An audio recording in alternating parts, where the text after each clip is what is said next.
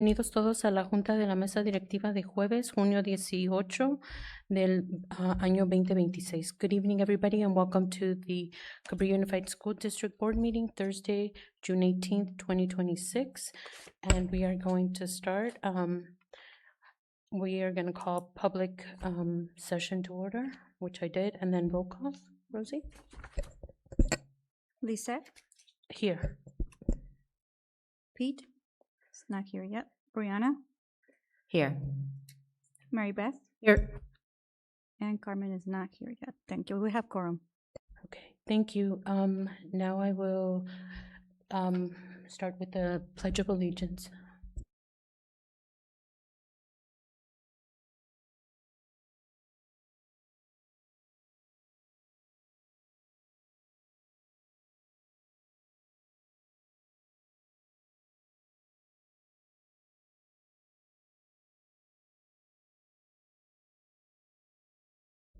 Okay, before we have the approval of the agenda, Dr. Miramontes, do we have?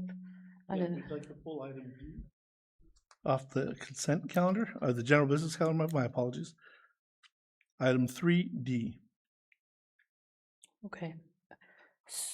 With that, we would like to approve the agenda with, I'll motion as changed. Second. All in favor, please say aye. aye. Passes 2-0. Right, now moving to item 2, Spotlight of the Coastside Way. Recognition of Los Listos preschool staff for their commitment, celebrating our success. Sorry, go ahead, Dr. Miramontes. Yes, our Chief Academic Officer, Israel Castillo, is going to introduce our award recipient tonight. Good evening. Thank you very much for the opportunity. I'd like to take a minute to recognize Los Listos preschool staff, the entire staff, for their commitment to early education and early learning, their meaningful connection and engagement with families, creating a strong foundation for student success. We also celebrate their dedication to implementing inclusivity with our ensuring that all our students are diverse learners and students with special needs are welcomed, supported, and provided equity opportunities, especially an opportunity to learn and thrive. Through their collaboration efforts, we award them with this recognition. And if you want to come and get this certificate for your staff, that'd be great.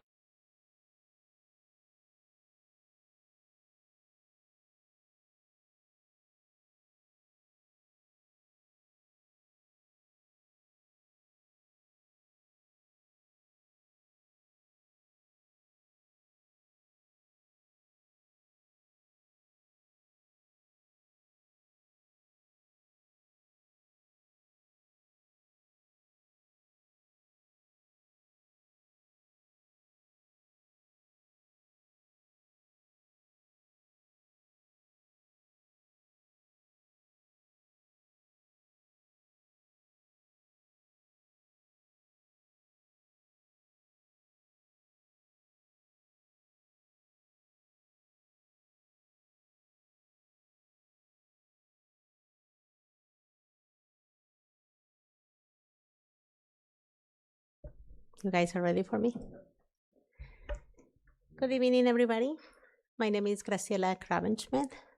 I'm the site supervisor for Los Listos learning program. I'm supposed to present with James Barnes, but he's not able to be here today, so I will be going over a couple of his slides. I suppose I have 7 minutes or so if I start talking too fast, please let me know. Thank you. We have an agenda. We're going to go over what we do in Los Listos, yearly screening and referrals, students that we serve, including inclusion, transitional kindergarten and kinder wraparound services, that is part of what we serve, the students that we serve, curriculum and alignment, and additional family support and resources, and we'll have some space for some questions at the end. For our yearly screenings, we identify families that are currently interested in enrolling in Los Listos preschool. So we have a waiting list, and we go over every usually February, March. That's when we start looking at all our potential families. Students who also have attended the special day classroom preschool with special ed, and they're already been there for a year, and they're recommended by the special education team, and they're ready to transition to be with the general education students in our inclusion program. They also are part of our enrollment. We do have a universal screening that we do with all our students that are coming to the preschool. It's called Ages and Stages, and it has all the developmental areas like communication, fine motor skills, gross motor skills, and it's just questionnaire that we do with the parents and the child present. And we also have an Ages and Stages social emotional, and we just screen and ask questions to parents if they have any questions about their development of the children, and if we can do yearly referral. We start doing that and start the process as early as 3 years old. The students that we serve at the preschool, they are contracted with the California State Preschool Program, CSPP. We do have 45 spots this year for the classrooms in the morning, and also for the wraparound services or after-school program for TK and kindergarten. Our families are certified for 2 years, and we served children that are 3 and 4 years old. When students exit our program for 1 year, they're still eligible for a second year, and that's why we do the wraparound services for TK. So after they done with TK, they come to our classroom, and they're part of the after-school program. We serve children with exceptional needs, including those that they have a full IEP, like I said, and they recommended by the special education program. TK students or parent services are now being offered, and this is our 5th year that we are offering these services. Our inclusion program. We offer 2 morning classes that include children eligible, like we said, from special education services. We have served now 13 students up to this year, which is an amazing number. 13 students is a big number, so I'm just really excited that we have done this for 5 years, and we continue growing, and this is looking better and better. Our classes will follow 2080 model, where we partner closely with the special education staff, including PT, OT, physical therapy, occupational therapy, speech and language, and all the services are pushed in the classroom, so there are no pull out. So everything of the services are within the session and the classes. So all the children benefit for the services. And the special education staff, like I said, will provide daily support to all the students and staff within our preschool program. The special day class, that's from special education. Los Listos in the afternoon. So that's a program that is only for special education students. Their needs are greater than being in the regular classroom, so that's why the environment is smaller for them. The class size is only 6 for this school year. So like I said, students, they have needs that are greater than can be served through the inclusion program. So that's why they're more individualized sessions. And the students, when they turn 3 years old, they legally part of the school district, the local school district, and they have previously been identified through the Golden Gate Regional Center. For instance, they can come now to Cabrillo School District for an IEP evaluation. And additionally, some students are enrolled at Los Listos that may be evaluated after they start with us. Okay. Once school age students, they have been in the SDC program for 1 year. They move to the SDC TK and kinder classes. This coming school year, it will be a new classroom in Farrell and View, and some of the students are going to be attending the program at that school site. And just to make sure the SDC preschool at Cabrillo program is not part of the Los Listos State Preschool, so it's two separate programs. Okay. Next slide, please.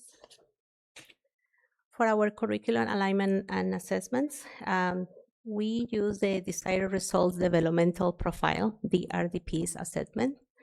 These are observations that the teachers do all year long.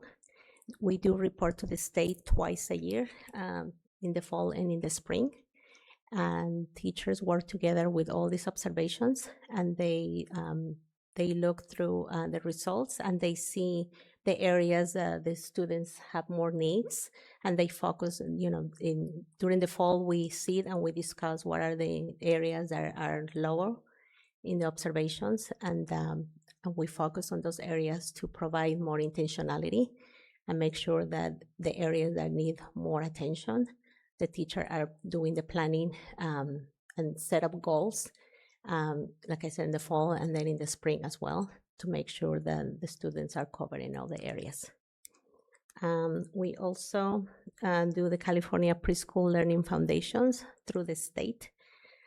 So all the planning, all the that the teachers collaborate during the school year are based on the California foundations, preschool foundations. We also do the Brigance Screener assessments, and the teachers do it twice a year, September and May. And we also have embedded instructions with this through the San Mateo County Office of Education. We do have a coach that comes and helps the teachers, and that's for special ed embedded instruction, so the teachers can do collaboration between general education teachers and the special ed teachers. For our family engagements, that's a really important component that we have. For Los Listos, we have two goals, and basically is building trusting relationships between educators and families, and connecting family activities to student learning. The key components is early learning. We support early education for children for ages 3 to 5, and we lay the groundwork for lifelong learning. Building connection is really important. We create opportunities for caregivers and parents to connect with other families, forming a supportive community. That's really important for us. And family network system, we aim to establish a strong network where families can share resources and support each other. We do have a lot of monthly parent engagements, and that's one of our strongest areas in the program. We have a parent advisory committee, and we have meetings through the school year where we discuss program updates and gather parent feedback. We do parent-teacher conferences twice a year, so the teachers have the connections with the parents where they can talk about progress with the students and set goals. We do have a lot of local field trips.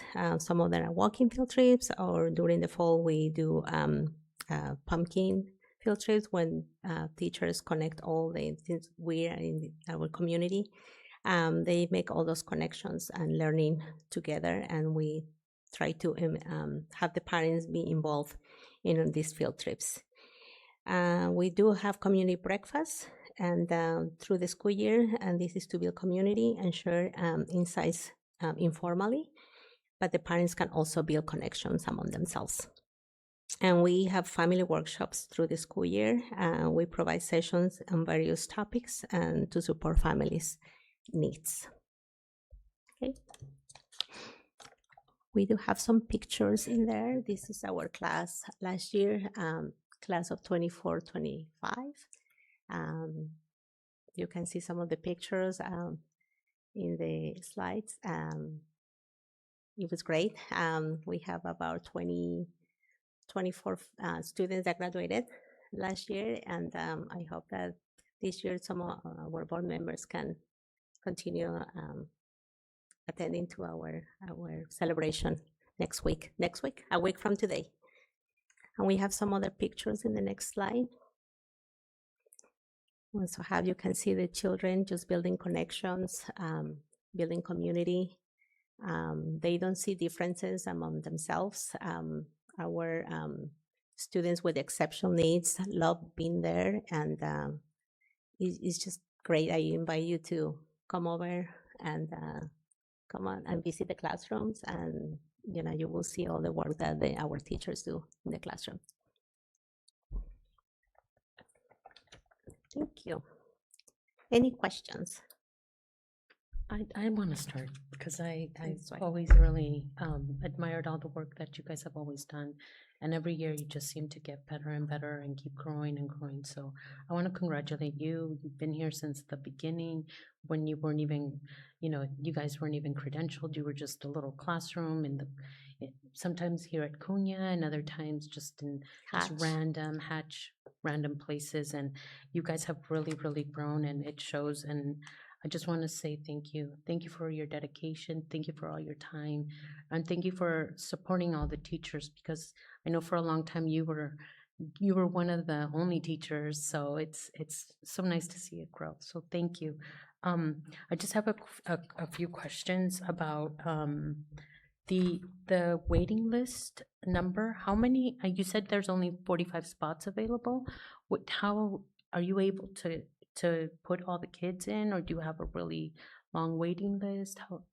So we do have a long waiting list. So each classroom is licensed for 20 students. So because we do have some students with exceptional needs, we try to balance so the students, and that way the services will be, given to the needs will be covered with the staff. So some of those spots are also for the after-school wraparound services. So sometimes we have, we can have 14 students in one class and 14 students in another class. And then in the afternoon, we'll have 12 spots. So that makes together, the 45 spots. Okay, and I guess I'm just wondering, how many average do you usually get who apply for this program? I guess I'm asking about the waiting list. How many kids don't get in, roughly? I would say some of the students that don't get in right away is because of age. Some of them are, and it's income, the state preschool is income. They have to qualify by income, and we have a ranking system. So some of the families, if they're ranking in the number 85, and we have other families that are ranking in lower numbers, we have to take the families that qualify first. And so that's why we have our waiting list, and some of them don't turn, like I have some students in the waiting list that they don't turn 3 until after December 1st. And the cutoff date is December 1st. So, yeah. So from all the kids that do qualify, so regardless if after they've qualified, let's say they meet the criteria, they qualify, how many of those kids are we not serving? And not by your fault, we don't have the space. I'm just curious. Sometimes it's a few students, but we do try to connect them to CCP and other centers. And some of them are, I have connections with the EASY, which is a former Head Start. And in the past, I've been able to, they have been able to enroll the students. So I would say that most likely, most of the time, all the students get enrolled in one service or another. I know you, and I know your staff, and I know that you just don't turn people away empty-handed. I know you give them service, you give them referrals, you give them other numbers. I guess I just wanted a ballpark number of just kids who we don't serve, just to get an idea of like, do we need to put in think about putting in more money, or I'm just curious, how many kids do we not serve? Not that I'm not saying that they're not referred or maybe get services elsewhere. I'm just curious, is there a Yeah. number? This last year, everybody that was on the waiting list, pretty much they qualified, were all enrolled. Right. And Right. actually, a lot of the students are being taken by TK. So now we are taking the younger children. And so as long as they 3 years old by December 1st, so we have taken 2.6, 2.7. So they're like getting smaller and smaller. But this current school year, we were able to qualify all the students that were on the waiting list. My question was along those same lines, so I just wondered if we do have more, what's the roadblock? Is it getting more funding? Is it space? What's the roadblock to expanding it? I would say maybe probably the space. Yeah, because the funding is there through the school, through the state preschool.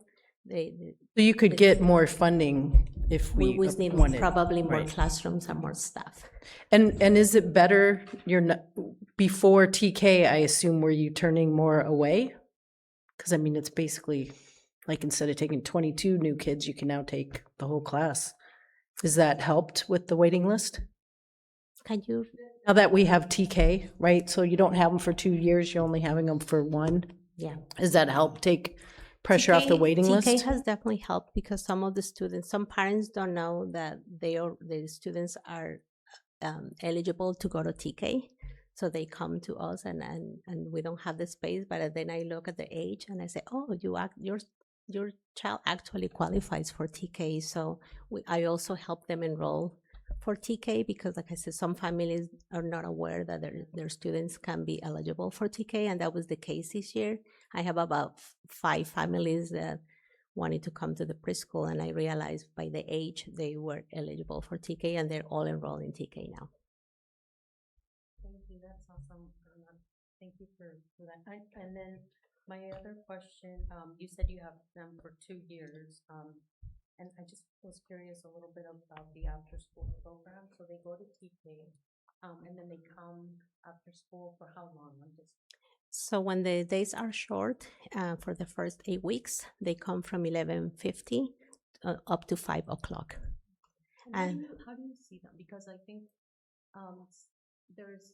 I just want your perspective. Do you feel like it's too much for them? Because they are young kids. Do you feel like it's beneficial? I haven't gone to your classes for a while. It is definitely beneficial. Our staff, they have preschool permits. So the staff is qualified and we plan all the activities, their intentional activities. There's a lot of playing, but learning during the playing. And since we already had them from the prior year, and some of them, the teachers know that some of the areas where they're a little behind, they try to focus that time with more intentionality and make sure that, they're not falling behind. And so all the activities are planned. So it's definitely beneficial. They do have time to rest as well, especially the first 8 weeks. When they come really early, they do nap for up to an hour. And some families come and pick them up, 4 o'clock, 4:30. Sometimes they enjoying all the time there and they don't want to leave. So, and then when the days get longer, we pick them up at 2:10 and they're there until 5 o'clock. Okay, thank you. I'd love to go to a nap. Definitely. And the other, when you said the inclusion program, you said something about a number 13. I'm sorry, what was that? So when we started 5 years ago, we only have one child with a full IEP. That was our first child. Yes, I've seen that. And then we have a second child the following year. And this school year we have 8 children, so it's 40 in each classroom. So this have been a total of 13 children that we have served through the year.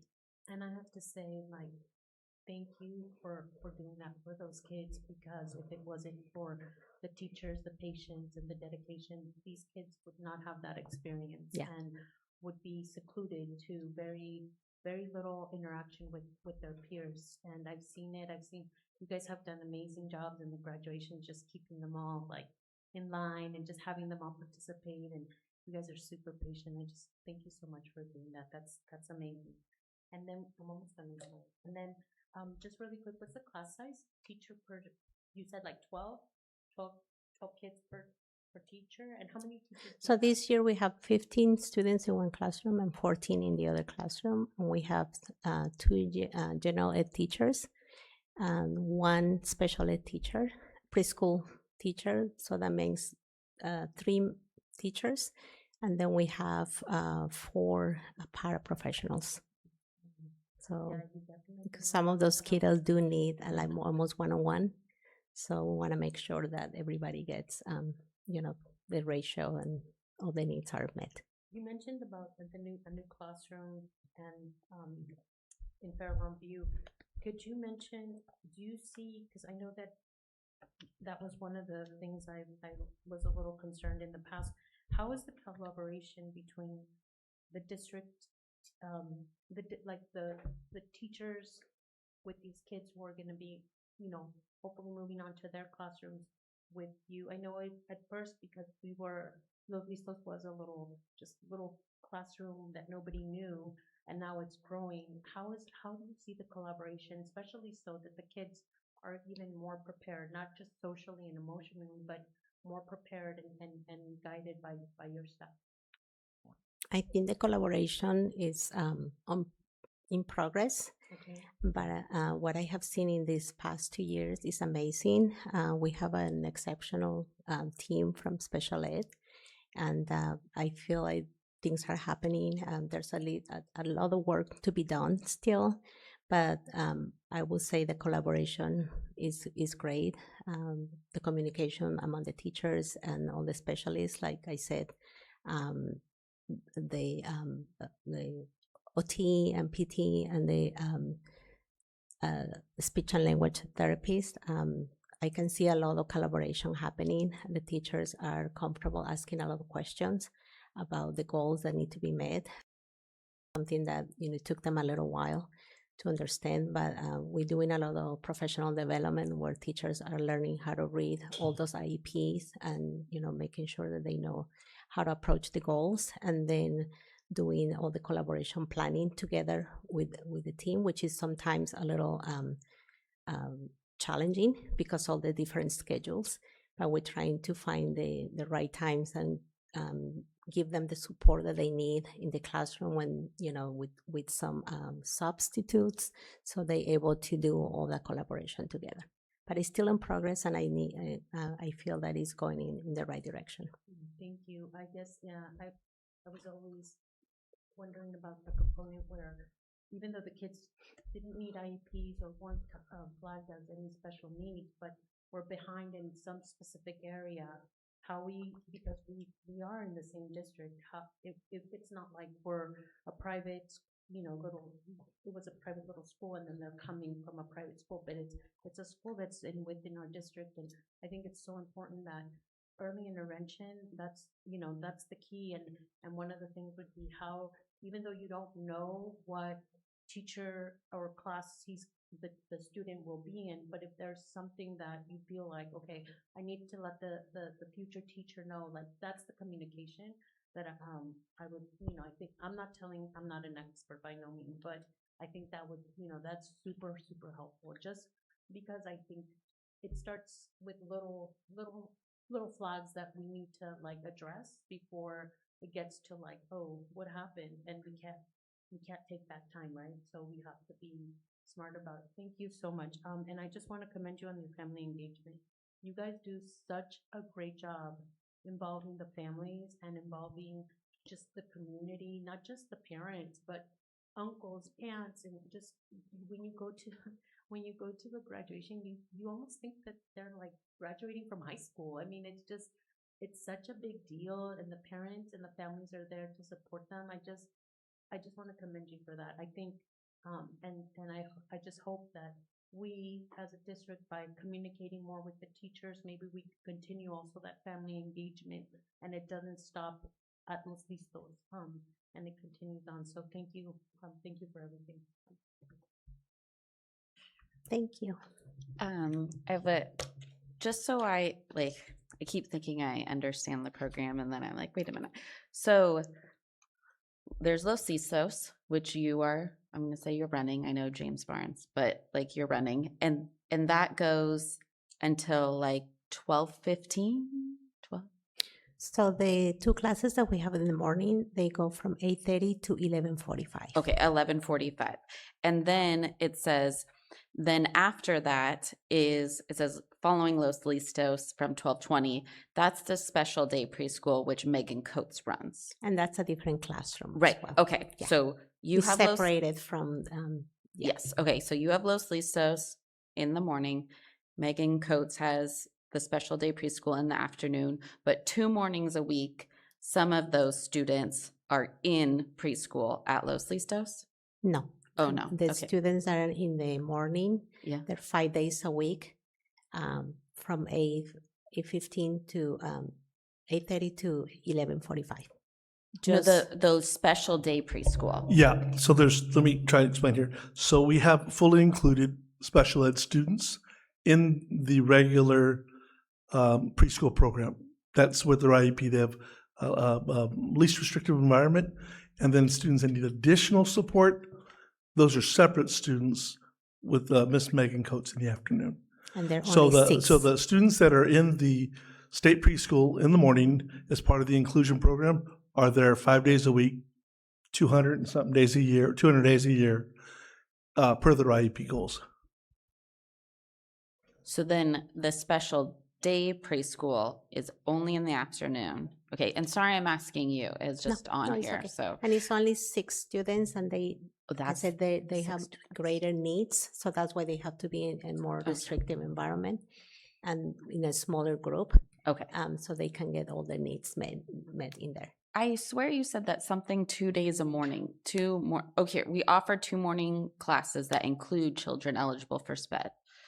So Yes, what? that's inclusion program. So that's 2 classrooms in the morning, 5 days a week. So maybe just Oh, the context is just 2. wrong. Okay. I've always had an issue with this. Like 2 classes 2 that sessions. they're all in the morning. Okay. I was thinking 2 mornings a week. Got it. Okay. And then the TK wraparound, is that at every school or just Hatch? We do have it in Hatch right now, and we also have a classroom in El Granada. Okay. That's what I thought. So The classroom in El Granada is no license. not? Is not licensed, but we still offer the service to 16 children. Okay. And that's just the difference. The classroom in Hatch is licensed with the staff license, and the one in El Granada still offers the services, but the classroom is not licensed. And how are those 16 students chosen? So those students actually, I believe, they have to pay a fee to be in the program, Okay. and that's part of the Eagle Club, which is Hatch. Hatch or ELOP, the after-school program. Okay. Yeah. Got it. And that will stay the same for this next school year? Just Hatch and El Granada, El the TK Granada. wraparound? That is Okay. correct. Yeah. Okay. Okay, thanks.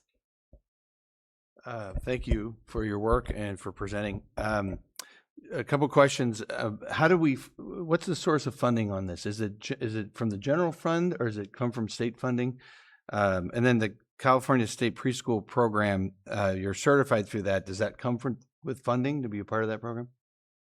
Yes. So the funding for the state preschool comes directly from the state. Okay. They even do a refund for the students with exceptional needs or special ed, Gotcha. and they're all covered, refund by state. Got it. Yeah. Cool. And then connection to Eagle Club, obviously Eagle Club uses those same facilities, but that's a separate program That's correct. from what you're talking about. Yeah. And then is that the case at the other campuses? Like there's Dolphin Club at El Granada. That's separate, not related. That's a different grant. And then what is Fairlawn View? Do they have an after school program? Oh, they don't. Okay. No, they just, okay. Oh, it's just CCP. COSAC. Okay. All right. That's what I needed to know. Thank you. I don't think you'll be able to answer this, but is everything, I'm looking at Jennifer Marsh. Is everything covered by the state, or do we have any general fund that we have to? Not general fund, it's big lift. Big lift. Okay, thank you. And I just had one more quick question. When you say the 2080 model, is that 20% the IEP kids? That's correct. And then does that ever get off, or what would you do do you ever have This problems year with that? is off. This year we have more students with a full IEP, but we were able to, with the staff, to be in the right ratio and give the services to all the students. But it all depends, on the staff. The less staff we have, then we have to keep the 80-20 model. Yeah. Thank you, Graciela. Thank you. Thank you so much.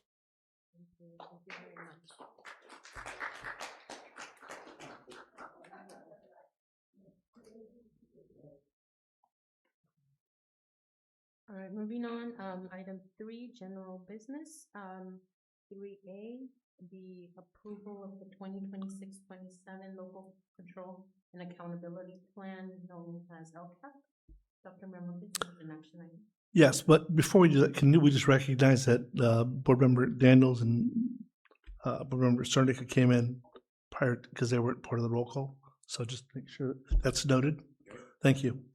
Yes, the LCAP. So following the LCAP presentation and public hearing held on June 11, 2026, staff is presenting the proposed 2026-27 local control accountability plan for the board consideration and adoption. The LCAP outlines the district's goals, actions, and investments designed to advance equity, improve student outcomes, and support the academic and overall success of all students. Staff recommends the approval adoption of the 26-27 LCAP as presented. And I want to thank Mr. Castillo for his work in completing the LCAP with input from the community. We need a motion and a second, and then we have one comment. So moved. Second. And we do have a public comment on this. I will ask Julie Rohn to step forward.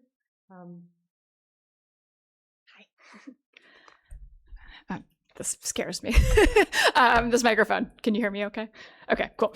Hi, my name is Julie Ron. I'm a parent and a teacher in the district. I'm also a member of the union negotiating team, and I'm also the sole person who submitted a comment last time with the LCAP agenda item, which I hope you had a chance to see. And I'm not here to recap that, though I'd love to still discuss it at some point. But in watching the discussion from last week's meeting about the LCAP, I was struck by a theme that came up a couple of times and has come up before in board meetings. And I think it ties directly to the process by which we develop and implement these district priorities. That is the frustration that the board feels sometimes when they receive emails or comments expressing concerns which are based on inaccurate or incomplete information. I empathize with how challenging that would be to have someone come in really hot, right, over essentially something that is incorrect or based on a rumor. I teach middle schoolers. This happens a lot to me too.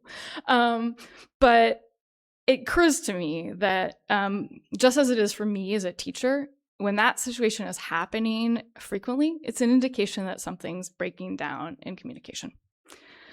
So it also reminded me of something that Dr. Miramontes said, actually, when a group of us came in April to share our concerns about FTE and course cuts at CUNA.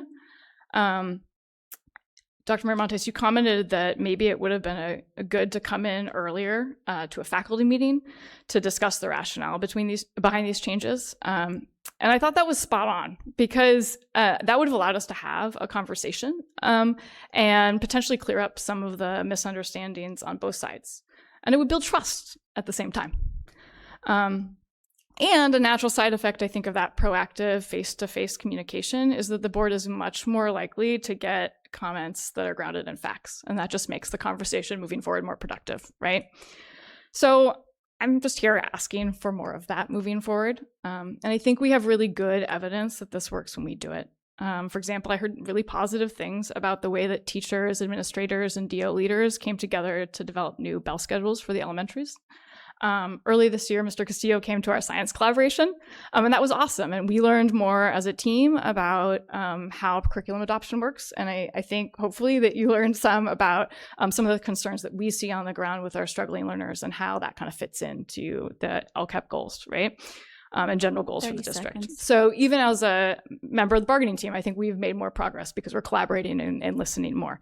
So that's all evidence of what we can do when we work together face-to-face across levels to solve challenging problems. Because I think ultimately we're all coming at this with the same goal, right? We want to create the very best schools for the community's children.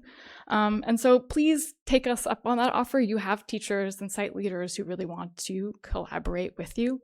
Let's collaborate and achieve what we want for our community. Thank you.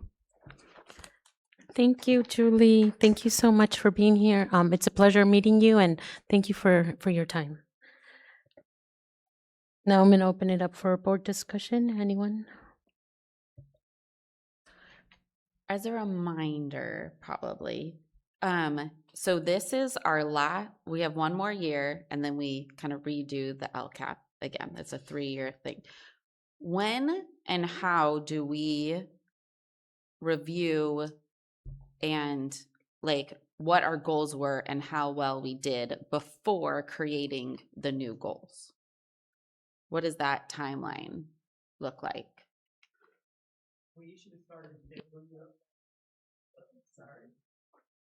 What we mean by the 3-year, there's going to be a new template coming out this coming year. So the state always promises new things coming through. Like when I first started writing the LCAP, it was supposed to be 10 pages. I think my first LCAP was 85. We want to keep it under 100 because nobody reads it beyond that, right? So we want to be succinct and clear and concise and succinct. So there is going to be a new template coming out this year, which will be a new 3-year cycle. Yeah, we're expecting a new template, but usually, if let's say we didn't have a new template, we start engaging our parent groups, our educational partners around February.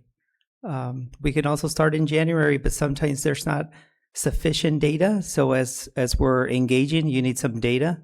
So sometimes we have local data, but the state data sometimes is not present. But that's actually what we've been working with the county, how we can have more common assessments. Next year, we will have IXL that will allow us to develop some ongoing assessments to have that local data. But that local data we'll be able to use for our future LCAP. So that's an area that we really need to work on, having some local data, so we don't have to be waiting for end of the year data. Because when we do have the end of the year data, it's from the prior year. It's not like right now. I don't have the 2025-26 data yet. So we're always 1 year behind when we're depending on state data. And I will say, if I can just interject, there's the formative and summative assessments, the CAS would be one of the summative ones. The state is trying to get the information out sooner because we get it in November. It's way too late, right? And so everybody said, and then they're expecting us to do this LCAP process earlier. So state is working hard to, we had conversations with our partners at the state as well. They're trying to get the information out sooner so we can utilize that information. But I want to give credit to Mr. Castillo because IXL has been around, and that is going to be our formative assessment. So we use it a couple times a year just to make sure that we're on track and we're not waiting for one assessment to say this is where our kids are at. Right? And this is different than what Dibbles does for us. This will be in math and ELA both. Okay, so because I attended a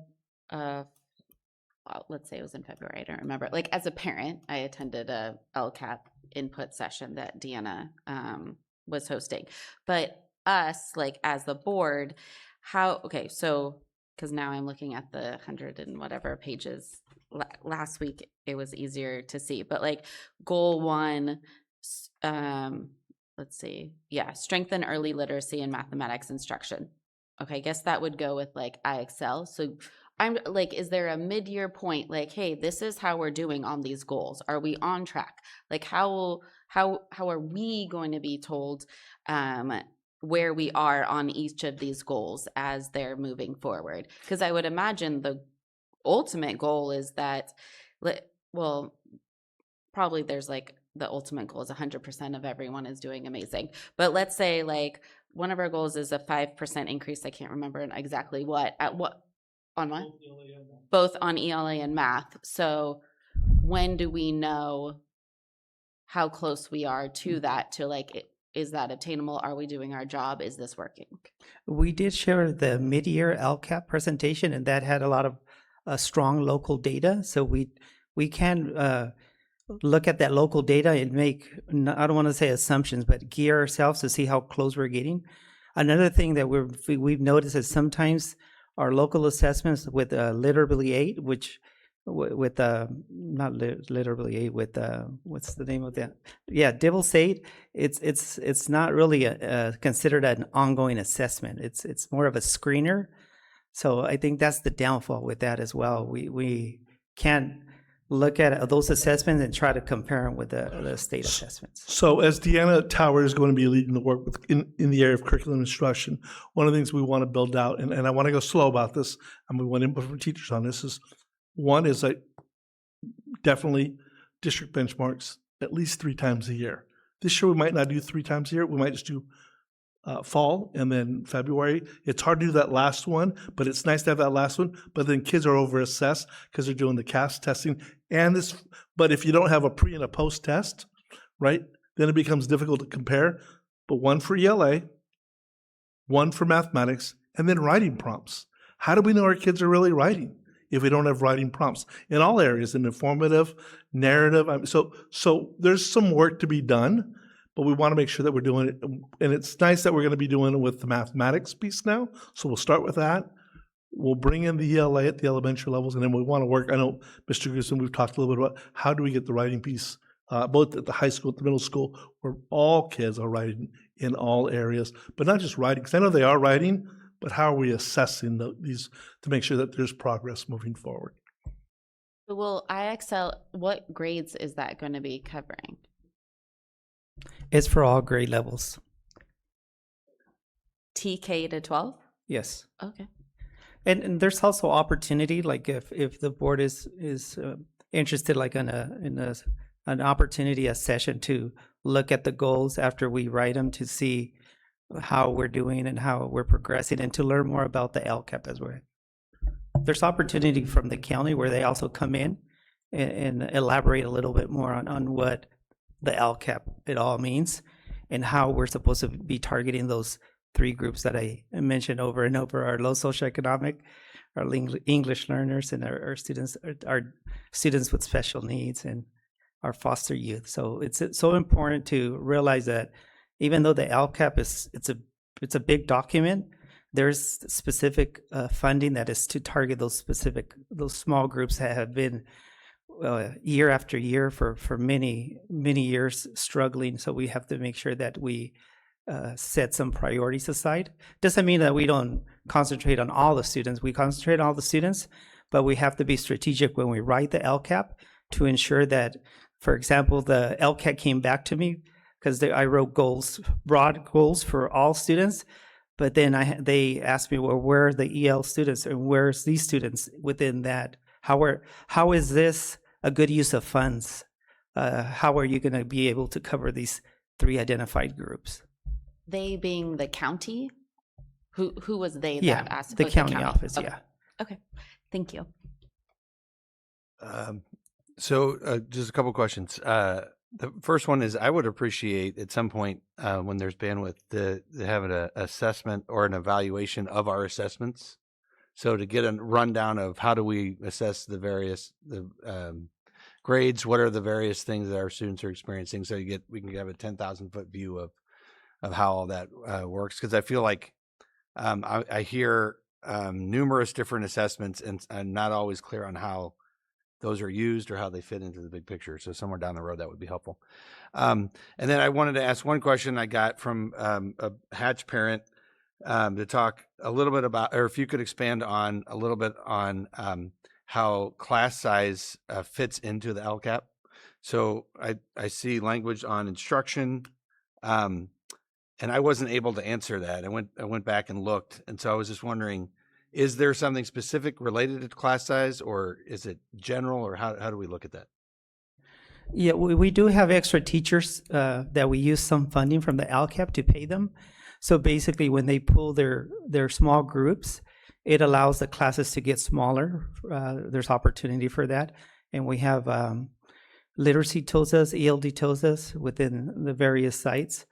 But it also allows for funding. We get a little bit additional funding to maintain class size lower for grades K through third. Correct me if I'm wrong, but I believe that's the formula that's used for K through third. Or else we could have up to 30-something students. So it does allow us to, of course, work with the union and make sure that cap is aligned to our LCSF formula. Thank you. You're welcome. Thank you so much. And I just have to say thank you to you and Josefina, because you guys, this year, you've done such an amazing job, and it's very difficult, and it's a lot of information, and it's a lot of hard questions, and just spending nights, trying to engage with the community, because obviously that's what we need, and you guys have done such a great job. Thank you so much, and I'm just excited that you guys are doing this, and I can't wait to get more information and moving forward. And maybe this is just an idea. Maybe in the calendar, the master not governance, but the master calendar for the year, Dr. Miramontes, maybe we could permanently also include an LCAP study session at one point, so that it's a permanent thing for us to review as a board. I like that. Yeah, We can do that. Thank you. Okay, next in our agenda is Please say- item, we need to oh, vote just for that. kidding, let's Thank vote. you. All in favor, please say aye. Aye. Those opposed, please say no. Passes 5-0. Okay, ahora sí. Next in our agenda is item 3B, the adoption of CUSD budget for the fiscal year of 2026, 2027. Dr. Miramontes? Yes, following the budget presentation and public hearing conducted on June 11th, 2026, staff is presenting the proposed Cabrillo Unified School District budget for fiscal year 2026-27 for board adoption. As required by state law, the budget reflects projected revenues, expenditures, and fund balances for 2026-27, as well as projections for the two subsequent years, and has been developed to support district priorities while maintaining fiscal solvency and compliance with state requirements. Staff recommends the adoption of the balanced 2026-27 budget as presented. Thank you. Can I have a motion? So moved. Second. Thank you. And I will open it for public comment. Seeing that there are no public comments, we will move for board comments or questions. Thank you, Jennifer. Like, I really, you've been doing such an awesome job, and it just shows that you really do care, and that your heart is into this, and that you really want the best for our district. And they can't say enough. Thank you for your dedication. Thank you for, I remember when you first started, and I know you've said, like, I didn't think I was gonna be here and be the CBO, but you have done such a great job, and I want to say thank you. Thank you for your time and just being open to learning and open to other ways of doing things. Thank you so much. Now we're gonna move to voting. Mhm. All in favor, please say aye. Aye. Aye. Those opposed, please say no. Passes 5-0.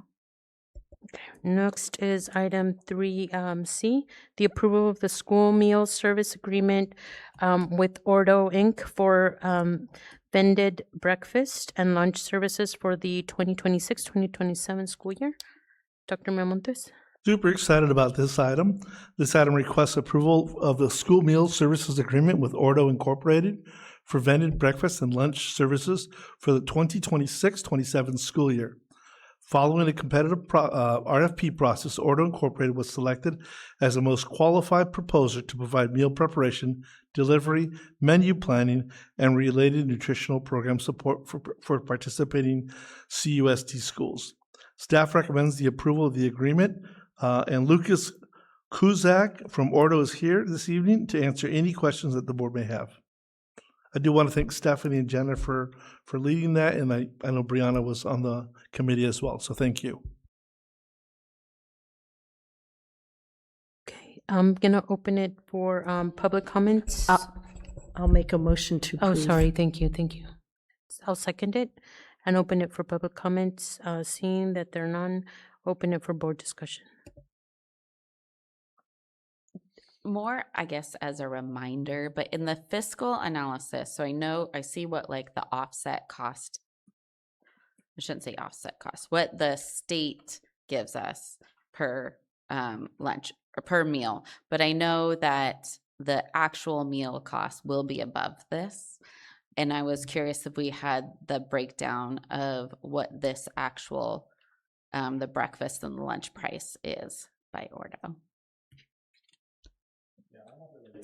Okay, It's in the packet. It's I like- know, the okay. fiscal analysis doesn't have it, so I just think it's a good thing to bring up.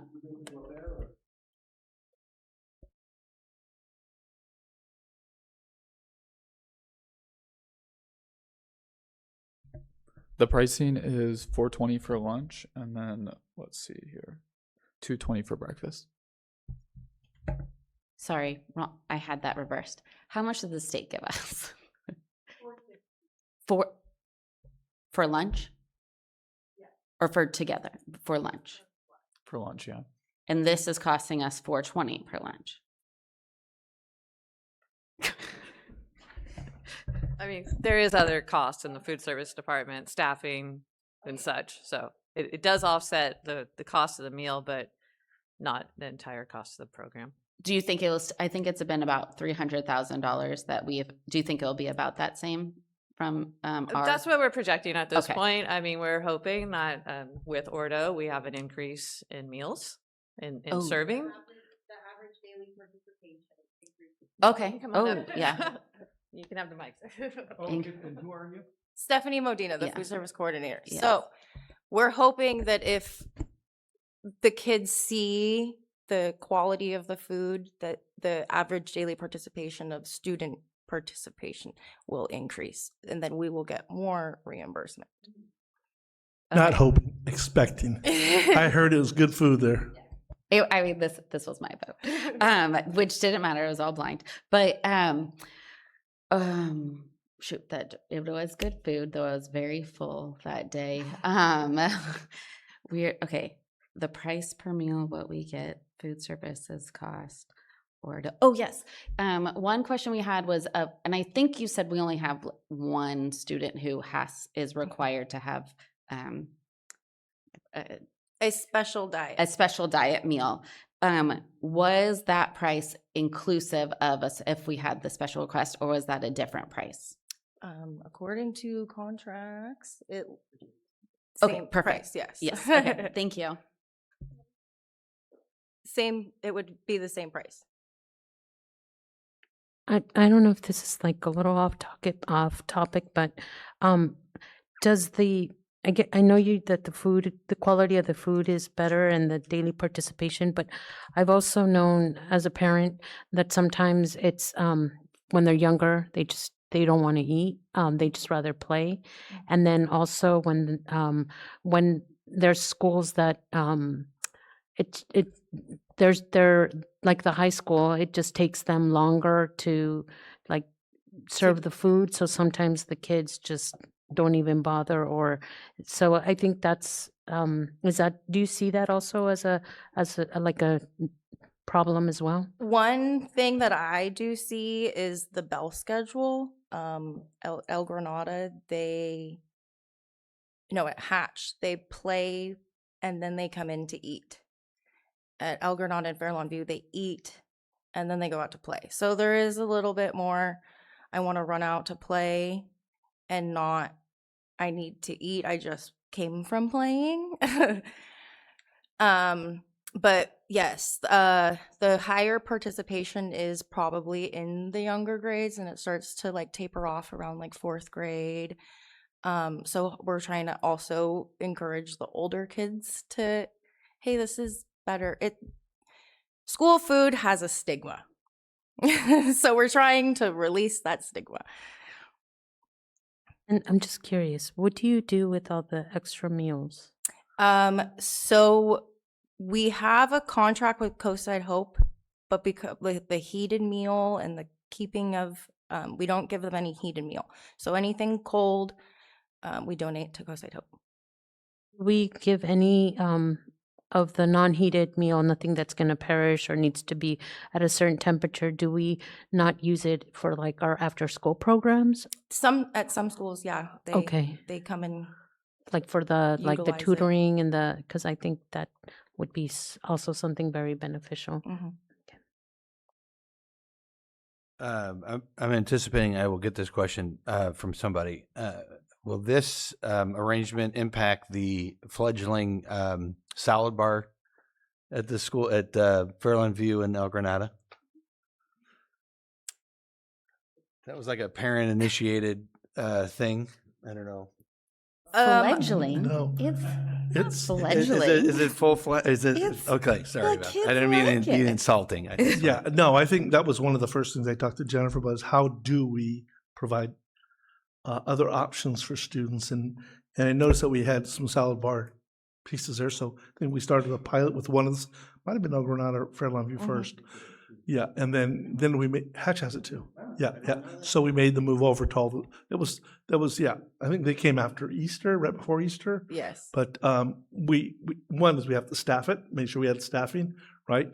But no, the idea, and I think that's what I was going to ask. It's pretty popular, isn't it? And the salad bar, a lot of the stuff that's coming from the salad bar comes from our farm to school grant. So it's a different pot. So that won't be impacted by any. No, hopefully not. Thank you. Thank you so much. Thank you for Thank being you. here. Okay, now we're gonna do a vote.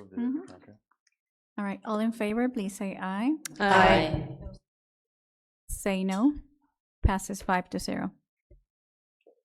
Okay, next item is 3C, approval, 3D, and that was removed. So next is 3E, approval of derived Castellanos Architects proposal for P26.01 for pool demolition design services, Half Moon Bay High School, Measure K funds. Dr. Miramontes? This item marks the start of our aquatics work at Half Moon Bay High School. Before a new pool can be built, the existing pool and its surrounding structures have to be removed. You'll notice the demolition comes to the board on its own rather than combined with construction. The way the building G proposal is, the reason is that the pool is a freestanding facility that isn't structurally connected to any building, so its demolition can be handled cleanly as a standalone project. Building G is a far more complex case. It's tied into the roofing system for the campus walkways, the campus forced hot water heating systems, and the campus solar arrays. So taking it down is a significantly more involved process. For that reason, we're keeping the Building G's demolition and new construction together as a single project. The demolition proposal for DCA is $41,141, funded by Measure K. Staff recommends approval. Can I have a motion? Motion. Second. Thank you. And now I will open it for public comment. We do have a public comment. I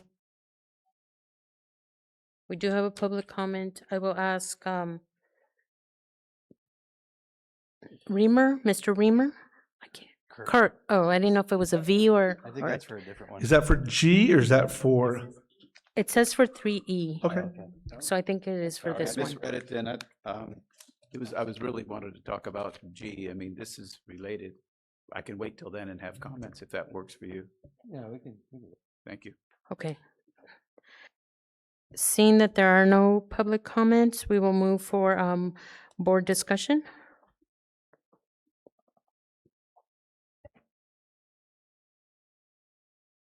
Just to be very clear, we are voting on just the demolition right now. Yes, okay.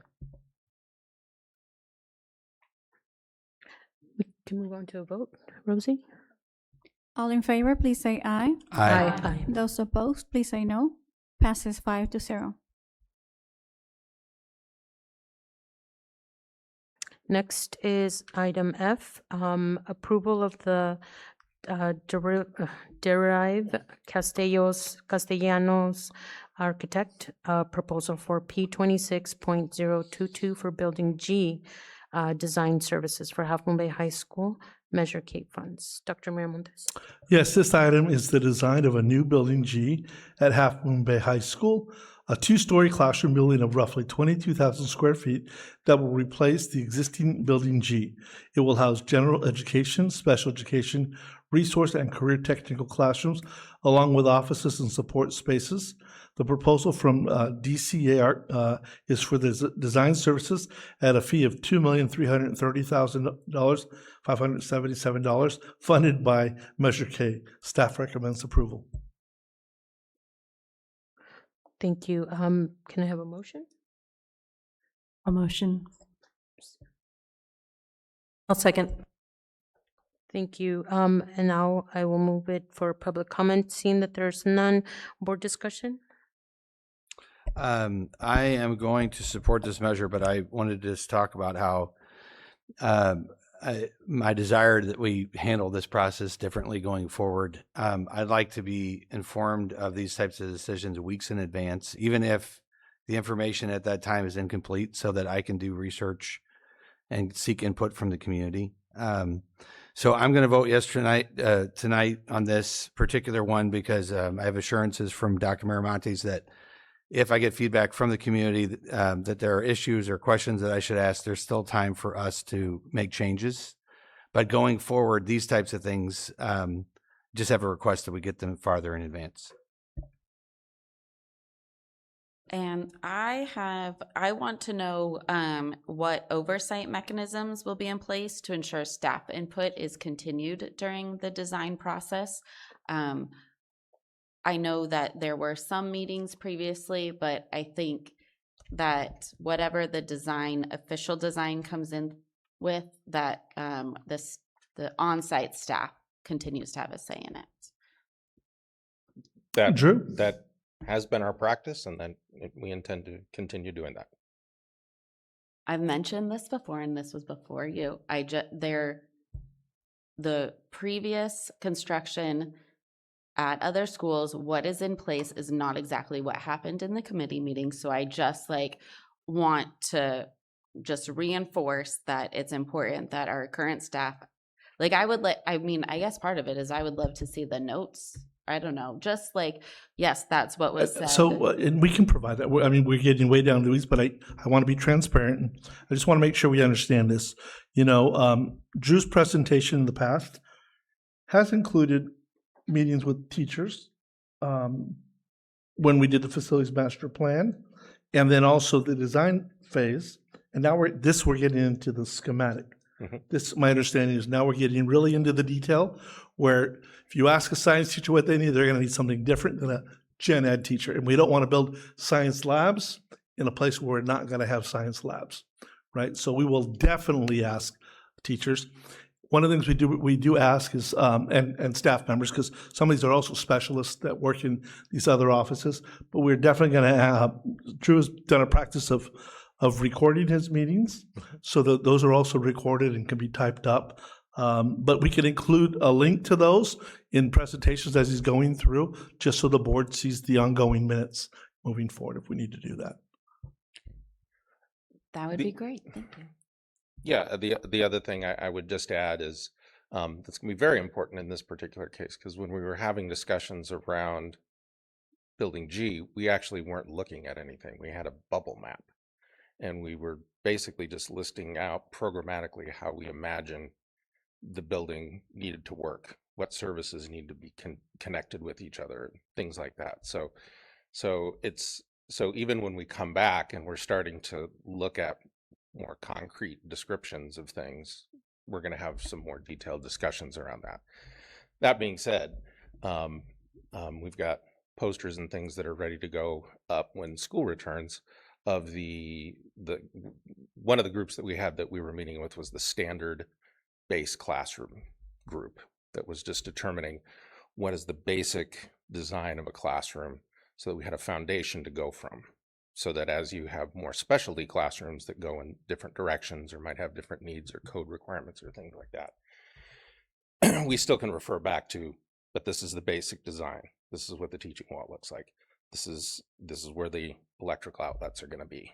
And even though our discussions aren't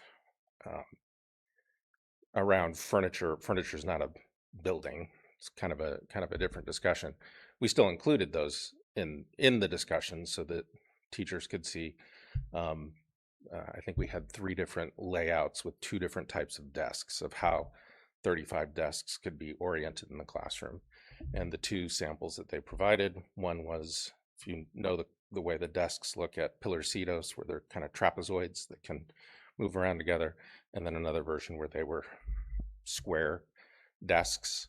But as we talked about with them, this isn't you agreeing to furniture or anything. This is just showing how the room could be configured. Okay, thank you. Now we will do a vote. All right. All in favor, please say aye. Aye. Those opposed, please say no. Passes 5-0. Okay, next item, item G, approval of Derivi Castellanos Architect proposal for P 26.011 for new competition pool and support facilities design services, Half Moon Bay High School, Measure K funds. Dr. Miramontes. This item is the design of the new aquatics facility that will replace the pool being demolished. The main pool will have 14 lanes, 10 at competition depth, 3 at teaching depth, and a transition lane between the 2. And the design also includes a separate 3-lane teaching pool along with supporting buildings. This is the option 4 design that we brought forward. It is the total construction value is $19,806,207, which is $6,166,167 above the $13,640,120 that we had in the facilities master plan budget for the new pool. The architects brought the design fee before the board tonight. The design fee is $2,079,652, funded by Measure K. Staff recommends approval. Thank you, Dr. Miramontes. Now I'm going to open it for public comment. Actually, can I have a motion to move? A motion. And I'll second. Now opening it for public comment. Kirk Reamer.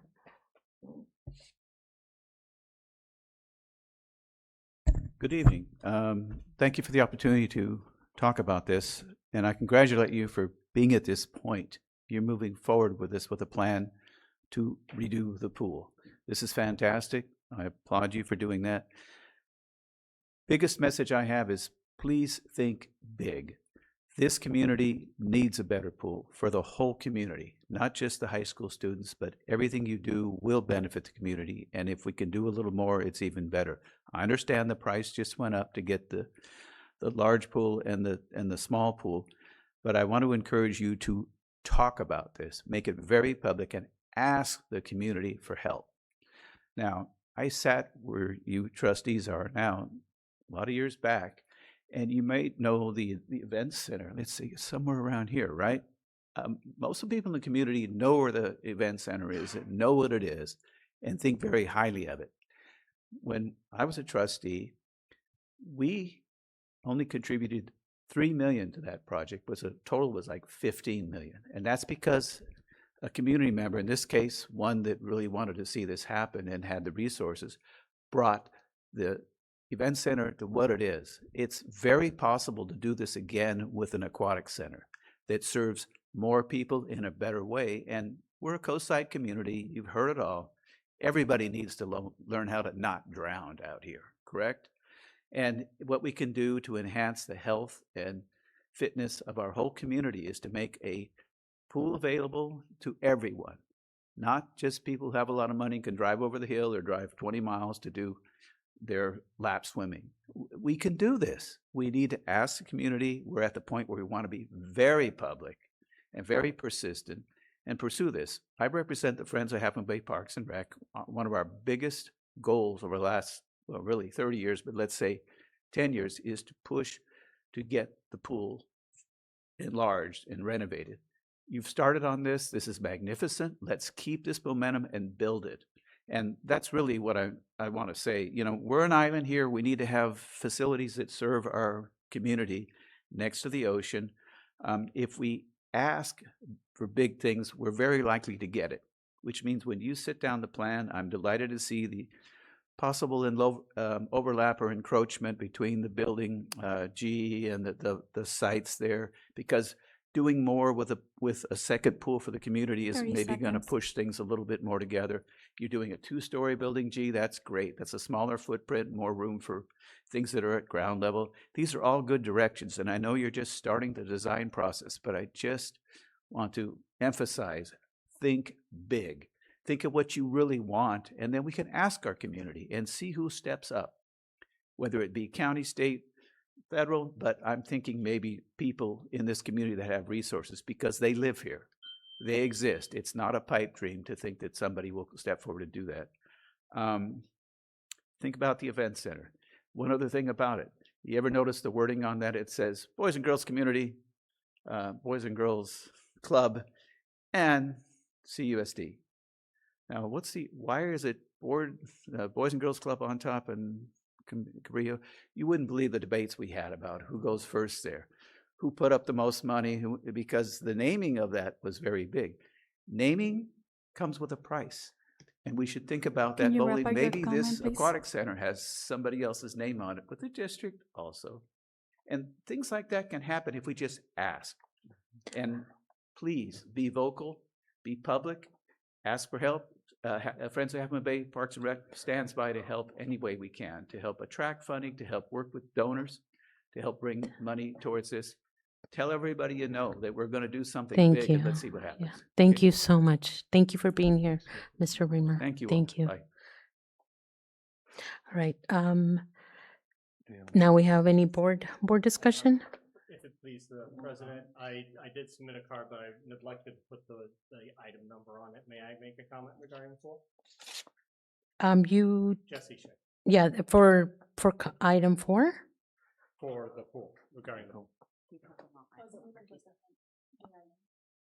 No, he just put Public comment, sorry. public comment number 4. Okay, go ahead. Maybe it's my handwriting too. Oh, okay. So, thank you. And most of you are like, okay, what's he gonna say? Jesse Schick, citizen Half Moon Bay. I want to share with you why I'm excited that we're replacing this pool and what it could mean for the community. You know, learning to swim is not only a life-saving, it's a lifelong skill. And people can carry it on into their older decades, which I'm approaching. But that said, I mean, it's proven to increase mobility or help maintain mobility, maintain physical strength in our older population. It keeps them out of nursing homes, allows them more independence. In addition, we're a coastside community. I think we know that. Approximately 60% of people of Black or Hispanic heritage have no or limited ability to swim. That's really dangerous. On top of that, CDC estimates a few years ago now, 4,000 people per year die from drowning. 8,000 people per year have near-death drowning. 40% of those people end up in the hospital. That's 12,000 lives changed for life.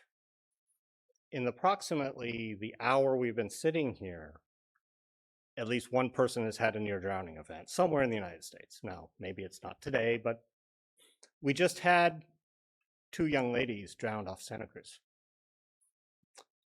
My point is, we have the opportunity to make sure, sorry, I'm getting emotional, to make sure that no kid leaves CUSD without being proficient in swimming. We don't need our kids becoming a statistic. That's it. Thank you. Thank you. Thank you so much, Mr. Schick, for your comment. And I just, I applaud you for your comments and talking about the people who are normally not vocal or not seen. And I'm one of them. I mean, I'm always trying to find somebody who I could swim in their pool because I'm heavier, and so the joints are not as easy. And so I'm always trying to do something like that. But it's costly and it's time consuming because there's very, very little resources here. And also as a parent, it's such a luxury when the kids are allowed to use the Half Moon Bay High School for PE. And it's so exciting. Like my daughter always thinks like, oh my God, and so they alternate who brings the shampoo, it's like they're so excited and they just make it like a group like thing. And I think one time they were very upset because they were told that they were going to swim and then they didn't swim. So believe me, I hear you and I applaud you for your comments. Thank you. Now I will open for board discussion, which I kind of already did. I want to thank Kirk and Jesse for their comments. I completely agree. I feel like you won't find a bigger supporter for the pool than me, but I cannot support this measure as it exists. I'm not happy with the way that we're doing this, and I recommend that we kind of change tactics. There's a couple things I'd like to see. The first is I want sort of everybody that I've talked to about this and sought input all emphasize the need for a 16-lane pool. The existing footprint doesn't allow that, but I'd like to see information on the possibility of extending the footprint out past the access road that gives us access to that back parking lot, to look into that. I've talked to Dr. Miramontes, and he has shared with me that there was exploration of that, but it was cost prohibitive, but we don't have information on what that means. I'd also like to recommend we get a second opinion on that, because without 16 lanes, you're significantly limiting how you can use that pool. And this is a once in a lifetime opportunity to build something like this for the high school, for the district and the community. We have to make sure that we do it right. The second thing is the price tag is huge. It's way more than we were anticipating, and we have to be good stewards of these funds. We have to rebuild the high school. That's the priority, not just the pool. So there's some competing interests. So the other thing I've asked Dr. Miramontes is to get for us to get in writing from our community partners that they are seeking these funds to help us build this pool. And so I'm not asking for something official like an MOU or a contract or anything like that, but something in writing that says the county recognizes the need. We're going to be pursuing these funds in the next year. We get some information in writing that says that they're doing this, a timeline, so that the board has the information to know the community is taking these steps towards us to get this thing done. Because right now all we have are verbal commitments, and even that's been tenuous because supposedly we have this money coming from the county, but in two public situations, I heard board member Mueller say that it wasn't a done deal, and that gave me pause because I've heard from other sources that he's behind this, but in those contexts he said he wasn't, or he was non-committal. So as a board member, we have to be responsible with this, and if we go headlong into this project for almost $20 million, and we don't have confirmation for the community that we are going to receive these funds, then we're not being responsible. So I'm going to recommend we table this If we can't, then I'll vote no, but hopefully we can table this item and then take a look at this again. I'm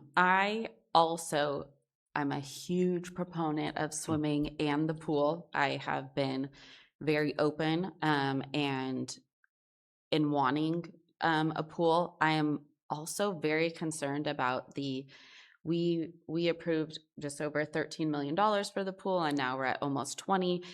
And in the same light, I would want written commitment. Like if I think we have been open. We've been very public. I was elected in November of 2024. You started in December, and we knew that this bond passed, and we have been talking about a pool ever since then. We were talking about a pool before then, and we had committed to a pool. And so I think the timeline has been there for the community to know that we are moving forward with the pool. We have had several versions of pools be presented to us, but we don't have those commitments to help out with this next $6 to $7 million. And that can also do so much for our schools. I am of this, where do I sit in I'm part of a school board. I'm elected to represent our school district, but I also am a firm believer that the bond is paid for by everyone, and so that it should be a community pool. So my preference would be to stick with the single 14-lane pool. All of us up here received an email from the high school coaches and agree. I think not everyone, I don't think between Mavericks, Friends of Half Moon Bay, the high school, the summer Coastside Aquatics, and our friends who swim are all going to have the same opinion. And I think that as us, I'm unaware of any of us being experts in pools. It's going to be hard to who do we listen to. So it sounds like if there's a plan that the high school can share with Mavericks, and during the day we spend money on the pool being able to be open to the community, then I'm not comfortable yet spending that $6 to $7 million without commitments for it. So if I can just clarify, Pete's asking for 16 lanes and moving some space around. You're asking for 14 lanes. My thing, that came from, all of us saw the email, and those are the high school. I didn't see an email. Did it not come to me? Nope, sorry. Okay, yeah, It just came please to forward the- those. Yeah, please forward those to me. I thought you were on it. It's today. Okay. I will forward that to Well, you. and then, so let me go back a step here. So I've only been here for a year and a half. I didn't see it either. It came at 3:30, so sorry. I was too. Yeah, so I've only been here for, not even a year and a half, right? And I heard loud and clear. And, I'm a good listener. I really think I'm a good listener. And if I failed, Julia, I apologize for that. Like I said that before. But when I sat here with the friends from the friends of the Aquatic Center, from the Park and Recs Department, right? They've been trying to do this for 30 years. For 30 years, right? So that was one of the commitments when this bond passed. I heard that as well, right? And then there was big debate about classrooms or the pool. The pool is a classroom. There is a need for a larger pool for the community. Jesse, I would agree that every third grader has swim lessons. How we do that, we'll have to figure it out. But every third grader should have swim lessons across the board, right? That are taught to do that. I don't know if that's the right age, but I think that's the right age where kids feel comfortable around each other. So we could, I don't know what it would, and I'll have Drew come up here in a second. I don't know what it would do to postpone this. Again, the timeline we're talking about could be 2 summers, right, without a pool. I don't want to rush things. And I've been in the community as well, and I've heard people say, hey, great job. I mean, you've only been here for a short time. You're already doing what we've been trying to do for 30 years. And, the commitment from this community will be there. But in order to get the commitment, and Pete and I had this conversation, we need the schematic. What are you doing? And then we need to put it out there everywhere. Social media, our website, our friends that are going to go out knocking on doors, asking for additional money, right? And so I know it's hard to say, we don't want to have the $6 million bill that if we don't get money from the community, right, that now the district has to do, or if we're short, maybe we raised $3 million, but we're short 3, and so, but people want to see, what are we committing to before they say, yeah, we'll do it. And then we're saying, we're not going to do it until we have a commitment, at least a letter and email. Even in an email, it doesn't say that it's a verbal commitment or it's nothing in stone that says the money's coming. The email will probably say, we will seek funds, if we can get them. But we'll even pass that's along. more than we have now. Well, We have nothing I've right now. had conversations with three Well, different. Yeah, but that's verbal. Yeah. There's No, I nothing- hear you. I hear yeah. you. That's a big concern for me. Yeah, no, and I hear you. And so my big thing though is it's the chicken and the egg thing, right? And where are we going to go? We've gone around about this, and I've had this on the agenda. We've had an opportunity to talk. We've had Drew come up here. We had the community input. We sat here multiple meetings, right? And so, and then I did ask somebody in the profession, what happens if we don't raise the money? Well, then that's where the added cost to the community to use the pool. Let's just say we're $2 million short, right? When we start to work with our partners in the community, it may take long. It may take 2 years or 3 years to reconcile that $2 million that we put forward, but we charge the community what we couldn't get from the community and from our state, federal, county partners. This is a little simpler to me because I see this as, I disagree a little bit with you, Brianna, on that the community has given us this money. The community has given us this money, but they have specifically given it to us for our schools. That being said, if the pool is able to be shared, I'm happy to do so. So my question, because my concern is not all this community stuff, my concern is what we need for the kids. Is the pool the option that's up there, is that overkill for our size high school?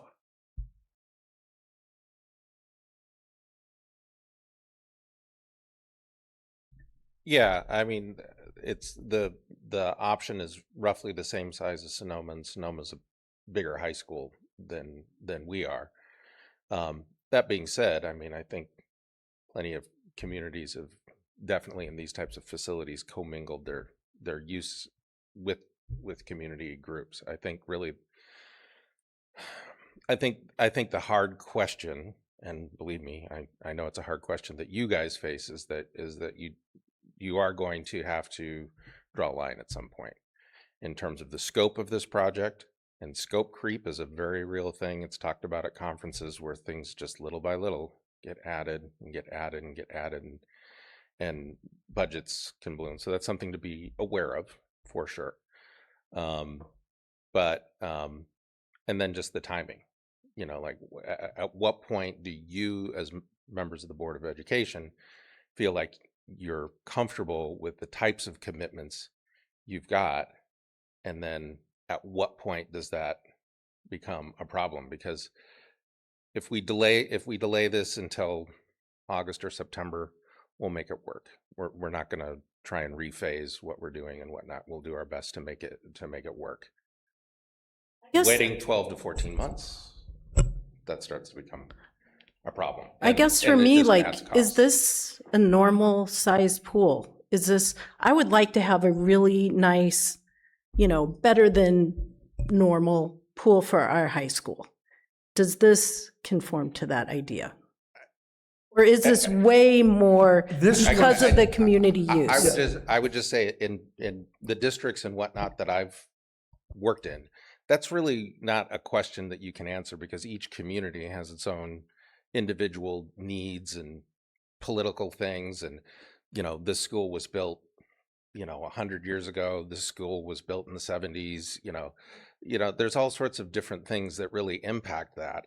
And each high school has already gone down different levels of modernization. There are plenty of high schools in San Mateo County that do not have 600 square foot classrooms. But at the same time, there are some that do.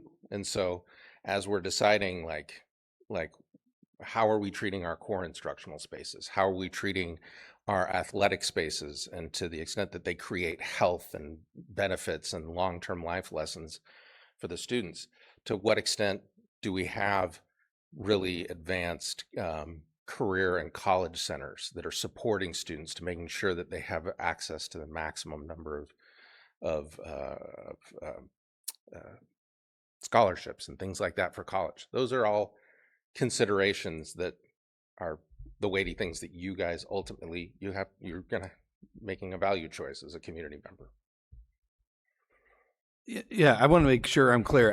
I understand that 16 lanes may not be possible, but I want to make sure that I can look people in the community in the eye and say I did my best and I exhausted every effort to maximize the size of the pool so that the community can use it in ways that are effective.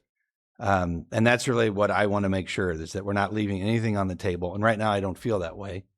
And then I just want to reiterate, I don't think it's, I just don't think it's too much to ask to get into writing from various community partners that this is a goal.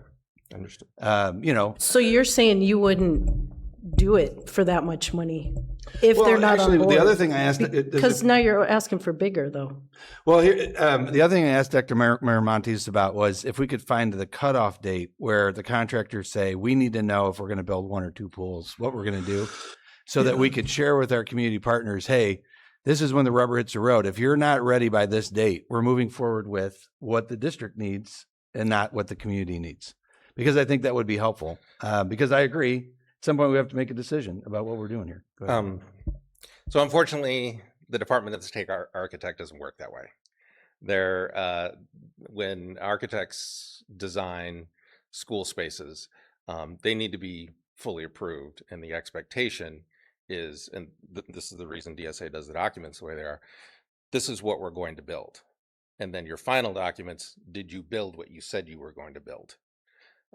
And so this is really something that does need to be resolved prior to going into schematic design on the pool itself, because these systems are complex enough that, and especially since we're going to be looking at being very efficient with the space where it is, I don't think space is going to be an issue, whether it's 14 or 16 lanes. That's what we hire them to do. They're going to make it work within that space. I want to be clear that 14 lanes is what's on here. I wasn't making up 14, that's just, I have no idea. And then the high school coaches agreed with the 14 lanes, that 8 to 10 lanes is perfect for competition. Obviously 10 lanes is better, which is what they have here. And then 4 transitional lanes. So I was just 14 lanes. I understand we have a differing opinion, but I was going off of this and that the coaches agree with the single pool. The extra space, which I believe is millions of dollars, is where my thing is. And again, I'm not an expert on pools, but I'm good with the high school coaches. I'm good with comparison of if we're able to host competitions, host water polo matches, there is the transitional area for learning how to swim, and it sounds like you can run the swim team and practices at the same time in Correct. the single pool.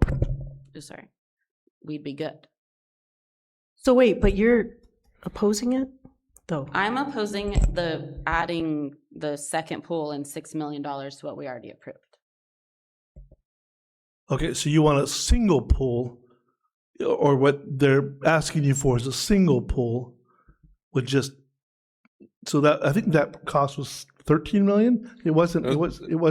Well, so we had the original option A, which was sticking to the facility master plan, and the issue is that for the coaches, the water polo would follow the lanes, and that meant that the goals would be connected to the deck on each side. And what we get from the more lanes, which was option B, is that you get those additional lanes, and then you can run water polo going perpendicular to the direction that the competitive swimming. Yeah, but goes. you're saying you like the pool in this option, just not the second one. Is that what you're saying? Now I need all the options up Hey, there. can I ask a clarifying question on your part? If the community support came in to make up the difference, what we're talking about, the 6 million or whatever it ends up being, and that's for our second, that includes the second pool, would you support that? So if the community said, we'll raise the 6 million from these various sources, but it has to have this therapy pool. Yeah. Okay. Yeah, and that the high school also agrees to this makeup of that pool. I also assume that the smaller pool is going to be warmer. Is that true? Because I'm thinking of third graders taking swim lessons in the big pool, and it's going to be too cold for them. So I kind of feel like the second pool might have use for our students. So we had a Jennifer and I and Drew had a conversation about this. You know, since I've been here, people have been talking about two pools, because of the heat. And I'm listening to the Friends of the Aquatic Center, right? You need a teaching pool that was temperature-wise, shallow, so that seniors can get into aqua aerobics, so that kids can learn swim lessons for a multitude of reasons, right? That's why there's the $6 million difference between having one pool and two pools. And when we met with the group, that advisory of different stakeholders there, we talked a little bit about the fact that, okay, we've got a couple different sides, but what would be the wish that everybody would want? If we want to think big, it was this 14 lane. Now, we probably could go 16 if we had the space. And I don't think we had the space when we spoke to the architects. We can go back and ask them. But again, it was in that space that we have there without working on the service road and accruing additional cost. We were able to think big. We've got a small pool, a teaching pool that's shallow. And I think we need that, because if we're going to go to the community with only one pool, they're not going to do anything. They're going to say, wait a minute, what are we going to use? The big pool? It's going to be overused by Mavericks and the water polo and swim team. We're just never going to have access to anything, right? So we came here with a couple different options last time, right? And those options were single pool. Option B was the two pools with just So 8. we had a single pool, a longer single pool, 2 pools, and then 2 pools plus, which is option 4. Which was option 4, which is 6 million. I get it. I'm going to ask the board to front load the $6 million. From what I understand, this community does a great job of giving if we do it right. If we just do one pool, no teaching pool, I don't think, I would not recommend that at all. Well, the community also is going to want to use the big pool. Yeah, Because and the there's- real swimmers, it's too warm for Yeah, them. and there's an opportunity for that, having the 14 lanes. I just want to make sure that everyone understands. I'm comfortable fronting some of the money if there are written commitments in place. If we get commitments from people saying we share this goal, because again, right now, all we have are people who are talking. And that's great, and that can build enthusiasm, but I want to see in writing, this is our goal too, we're going to work towards this. That's not unreasonable. So if we were if we had approval tonight to, again, it's the apple or the chicken and the egg, right? So we had approval tonight to get started on the design thing. And then we, the community, started, and I'll speak to the 3 people that I spoke to, and get written commitment, that, hey, yeah, we will seek the funds to do this, right? I don't think there's a problem if we wait till August. No, we would. September, we start to lose daylight, and you start to lose traction in the following months, right? And so I'm not sure beyond September, the middle of September, whether we have an opportunity. But, I thought we've done all the legwork on. I really did. And Drew did a great job, and we haven't had a Drew in the driver's seat before. So he's done a great job of giving information in our money memos, the presentations. Our architects came out. So we've had the money, or the option of what each pool would cost. I just want to make sure that, again, that we don't drag this out and we make this phase 2, phase 3 priority, because that's what happens typically in construction pieces. You have competing interests. I'm feeling pretty good about how the pool is now because I feel like it's bigger than what we started with. It's a nice size. You can turn the water polo court the way you need it. You have some extra lanes. So it's a nice, above and beyond for our high school. And I really like the idea of the teaching pool because I just think we really need to focus on getting the younger kids swimming. And I just think that's where they're going to do it. I mean, for my own kid, swimming in that pool, it was too cold for him. He had to get a wetsuit and he was crying. It was terrible. And I hate it too. It's so cold. So I'm feeling like this is something that works for our school, and then we can also share it with the community. I think there's some specifics here that we're missing. What degree, or I understand we're getting in the weeds, but if we're saying that pool's going to be warmer, what degree is reasonable for people to get into that pool? And then what degree of the pool is the other pool going to be that we are saying is too cold? And then how much is that costing? The amount of money we are front loading without having an actual plan of using these pools, like third graders, how are they going to get over there to learn how to swim? They're just like, this is $6 million, where if we put $6 million to some other things, it'd be easy to say, this classroom's using for this. There isn't enough of a plan for me also that we're fronting this money without people saying what time frame are we getting this $6 million back from? We already lost millions of dollars that we moved into our savings. So this $6 million, I just don't want to lose more money on school classrooms when there is a nice single pool ready to go that will also help our community. If it's okay, can we go and vote, or are we gonna amend this? There's a Man, motion I'm to kind approve of- as presented, and I mean, I think that if we're going to approve this, we have to assume that we're going to have to cover that cost, right? Yeah. That's what we have to assume. I agree. And I mean, I feel strongly about this. I would have to vote no, and I would have to say this is a mistake. It's also a question of trust for our community. Are we good stewards of these funds? And right now, I feel like this is not a responsible way to go about this process. Because you think this pool is more than we need? No, You want the 16 lane. There's a pool. couple issues with it that I have, and I just will reiterate quickly. One is that we don't have any solid commitments from anybody to help fund this pool. We have to assume we're paying for this, right? You can't, Well, then I'm not right. going to pay Okay, $20 million okay, for a fair, pool. fair. Yeah. And then the second thing is, again, all the advice I've gotten from people who I've seeked input on this is that if you can get 16 lanes, that's the magic number, because that enables you to use the pool in two different ways at the same time. And that maximizes the pool in ways that are hard to quantify. And for that question, Drew, if we are voting on this, can we look at that, or is this stuck how it is? So the item that you have tonight is specific to a subcontract under our master service agreement with DCA, and so I'm not sure there's a way that we could amend this without. Then it going into becomes more consultation. expensive, but you want to. There is, yeah. So it would become more expensive. So we would have to expect the community to commit more, right? I mean, if I'm looking at the map right now, and we're talking about, I mean, we're sort of landlocked there when it comes to the service road.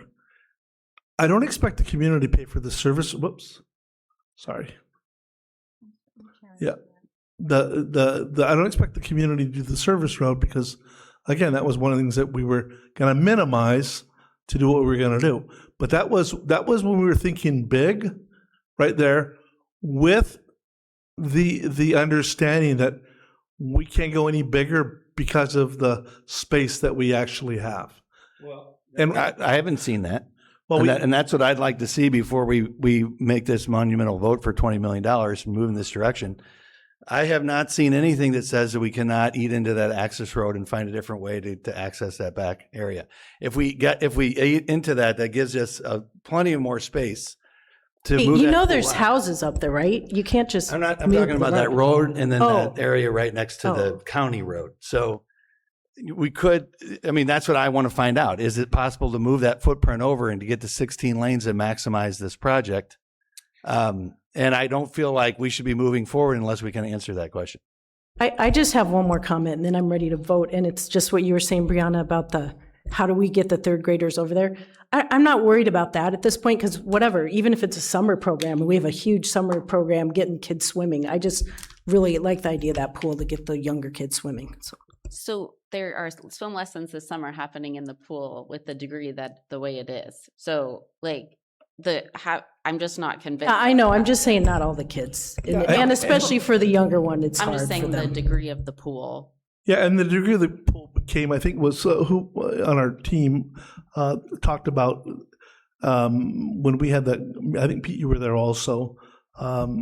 Lisa talked about the degree of what a teaching pool should be, and you don't want a warm pool in the deep end because people are swimming and they're sweating as they're swimming. The Mavericks, for example, our high school kids swim back and forth, right? You don't want it too warm, but the smaller one would be what we needed. So, I mean, yeah, so this is, we took all the input and we did look at the footprint of what we have at the school site. And so, again, we can ask the community for the letters, but they want to see something that we can say the board is committed to doing X, Y, I Z. just want to correct that. We have not. And I've been asking you about this now for a couple months to get me information on what it would take to get into that road, and I have not gotten that information, other than a statement saying it's cost prohibitive. But I need to see that in order to make this vote.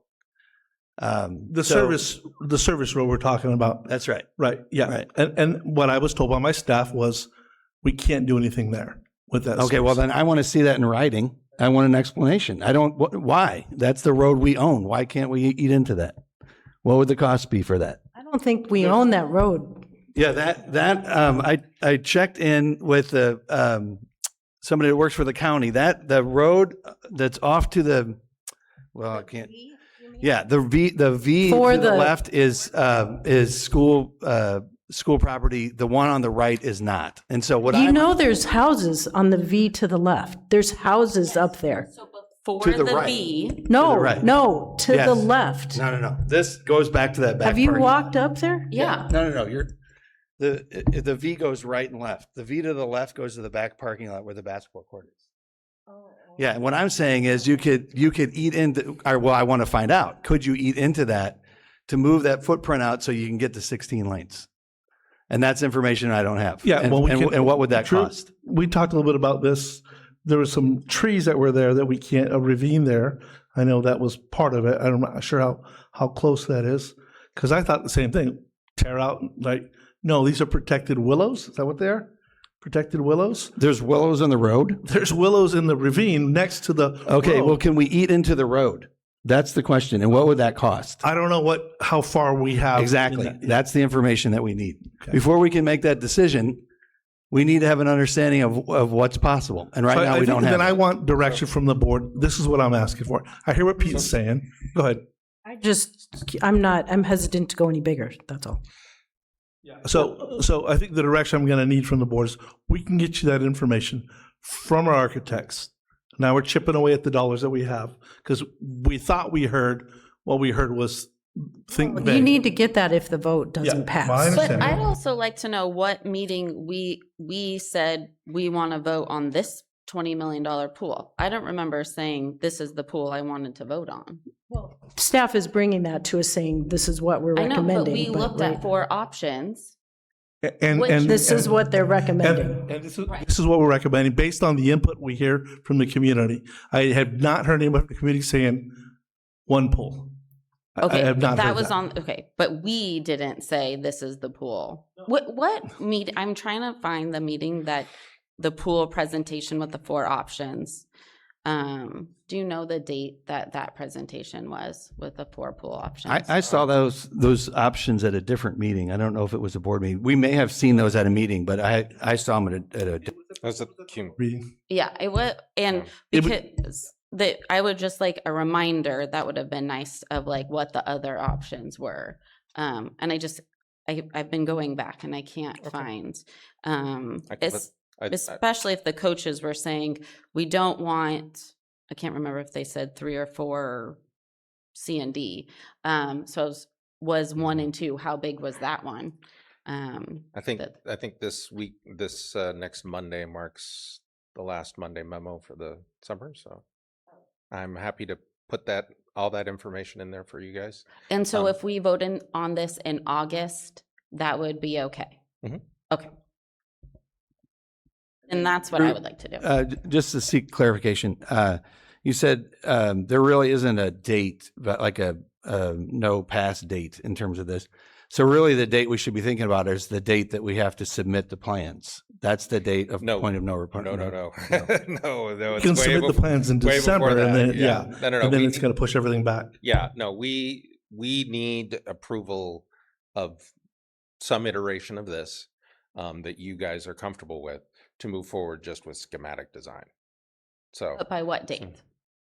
so there's not a fixed date. What I would say is that, so we have building G, so they're going to be working on that, and we were trying to do building G in the pool simultaneously. Now that's not mission critical. That was just something that we were trying to do as a cost saving measure, so doing things like that, if we're off by another 3, 4, 5 months, but we have clear direction, then we would just make So that work. the answer is really when we want the pool built. If we're I waiting, mean, the more we wait, the longer it's going I to see. take, yeah, right? Okay. yeah, but waiting 12 to 14 months would be problematic. But August is fine. Right, but I understand the chicken and egg conversation that's been going on, because we've had that conversation too. Like we need to get the things moving in terms of sourcing this $6 million. Can we vote? Are we ready? Okay. Can I move to table it? We need to vote first on this one? First. So we Or, can't amend it. Or agreed not to vote. How do we agree not to vote? There are people that want to vote, so we should okay. do the vote. Okay, so all in favor, please say aye. Aye. I have 3. All opposed, please say no. No. 3 to 2. Passes. Okay, thank you. Next item is, which I'm lost now. H, the resolution 09-2026, calling a November 3, 2026 election for renewal of the Cabrillo Unified School District educational parcel tax. Dr. Miramontes. Yes, on June 11th, 2026, the Governing Board received an informational presentation regarding the proposed renewal education parcel tax measure. This item requests adoption of resolution number 09-2026, calling a November 3rd, 2026 election for voter consideration of the measure, which would replace the current parcel tax beginning in 2027-28 and continue funding for the key educational programs and services. Staff recommends adoption of the resolution to be placed, resolution to place the measure before the district voters for consideration. Okay, may I have a motion? I'll move. I'll second it. And I will open it for public comment. Since there are none, I will open it for board discussion. I would like to understand how the wording of this parcel tax, like what it changes for the current, because it's different wording than our current parcel tax. So what is changing that the money can be spent on? Yeah, we've Joe Trump here. Yeah, good evening, board members. My name is Joe Crump. Yeah, so that's a great question. So my understanding is, so you're talking about the 75-word language. It says begin ballot label, so I'm not sure how many words there are. Okay. Right, yeah, so that is the language the voters will see. On the sample ballot, they'll see everything, but on the ballot, that's the ballot question. So that is different than last time, and that is based on the survey results. So there's a lot of little differences. One of the things Dale mentioned that you may remember is we looked at 2 different ballot questions on the survey. And we formulate those questions what we think the ballot language will look like. So we put in items like the money will not be taken by the state or federal government, things that have polled strongly in the past. So that's kind of our best guess of what ballot language makes sense. But there were 2 options. So one of them had the school names. The other one did not have the school names. Last time, if you remember, in November 24, we actually used the school names. Those surveyed well. The results that Dale presented last time were kind of interesting because the no school names did better, which was a little surprising. I think one reason for that is it does leave more room for projects. So to answer your question, the new ballot language is kind of tailored based on the survey results, where we're picking what are the projects and the things that resonated mostly with voters. But in terms of the project list, I don't think there are any significant changes from last time. There might be some slight changes, but I think it's basically the same. Does that answer your question? Yes, except because I was trying to find the previous parcel tax. Really, it's been in the gist of things, parcel tax has been for classroom salaries, no administrators, can't be taken. So retaining highly qualified teachers and specialized educators. I guess what we're expanding career training and college readiness programs feels a little outside, that it could, like, we could, that money could be manipulated a little bit differently than we're currently using it. And so that's what our plans are. If we're going to be spending this any differently than what we're spending it on right now, but we get additional $500,000, and then what our plan is, like how that money would be used. Yeah. So I am going to support this, but again, I have to express my frustration on how this is done. There's been no groundwork laid for this. We have not really sought community support. I didn't even know this was going to be on the agenda until I got the board packet. And I'm just nervous about it because I don't feel like we're in a good position for this. And I think that, I don't want to be disrespectful, but I don't think the results from the survey give us any information that is helpful. 200 people is not helpful. So I wish we had taken a different approach on this, but I am concerned that if we don't pass it, then in several years we'll be in precarious budget situation.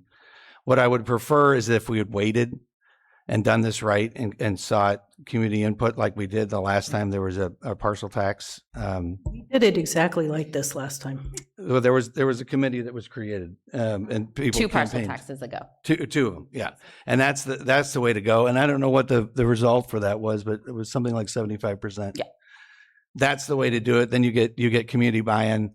This feels thrown together. We're basing it off of information that I don't know if we can rely on. And again, to me, so much of this goes back to what are we projecting to the community? Are we projecting competence? Are we projecting that we can do this right? And the way we're doing this is problematic. It's problematic. But again, I'm going to support it because I'm concerned about the budget implications. Can I add something? We have 4 years left on our parcel tax. It's not like this is, sorry. Sorry, I just want to remind Pete, we had a long presentation last week, and maybe your connection was bad in Hawaii, but I really appreciate the presentation last week. It was very informative. We went over all of the size of the population versus size of the sample size. I heard all that. Yeah. So I really appreciated that. So thank you. And I respectfully disagree. It's 200 people. It doesn't tell us anything.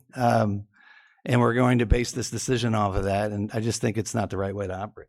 Well, and in defense of that, Dale said last time that that's way more of a percentage than they use for those big polls nationwide. So, I mean, it's better than nothing. I'm just gonna, again, I think maybe the committee was, I wasn't here when they did the committee. I don't think, many of us were. I think 3 of us might have been here, right? But again, I rely on the experts. That's why we contract with the consultants, Dale Scott and Associates. They're the best in the state. They're used across the state. I thought we've been very communicative about this opportunity. Pete, you and I had a conversation about doing a community parcel tax, where the community group was going to lead this and the school district was going to do 2, and I didn't want to do 2, right? And then we found out that through Dale, and I shared the information that if we did the community one, it would go through the city, but it would only go to schools that are in the Half Moon Bay city limits. It wouldn't provide dollars to all the other sites, right? And so I appreciated you. So we sort of explained that. Dale came out originally way back in April sometime, did this first presentation, came out, did the survey. We approved a survey and services, so that the board knew about. He came out again at the very end of, and again, it might have been the connection, at the very end of the presentation. We talked about we're going to bring a resolution forward for this board meeting. So it was shared that it wasn't thrown together. It's and Dale talked about that timeline and what we need to do, right? I will say that the bond is well written the way it is, or the parcel tax actually is well written what it is. It does support one of the things that I keep hearing our board say it, maintaining competitive salaries and wages, right? And so I respect that Pete has mentioned that, hey, we're going to need that. That's why we're going after this, right? Along with other things as well. So I wasn't on this board. I was on the parcel tax committee for Measure I in 2019, as were some people in this room, and we worked very hard. And so the 1-2 years ago, in comparison, was done very differently. There was no community involvement in the sense of like knocking on doors, making calls, doing flyers. We had to raise money. It was a whole thing. And that was because the parcel tax was ending and we needed to redo it. This last one that the board did was an increase that then overtook the existing one.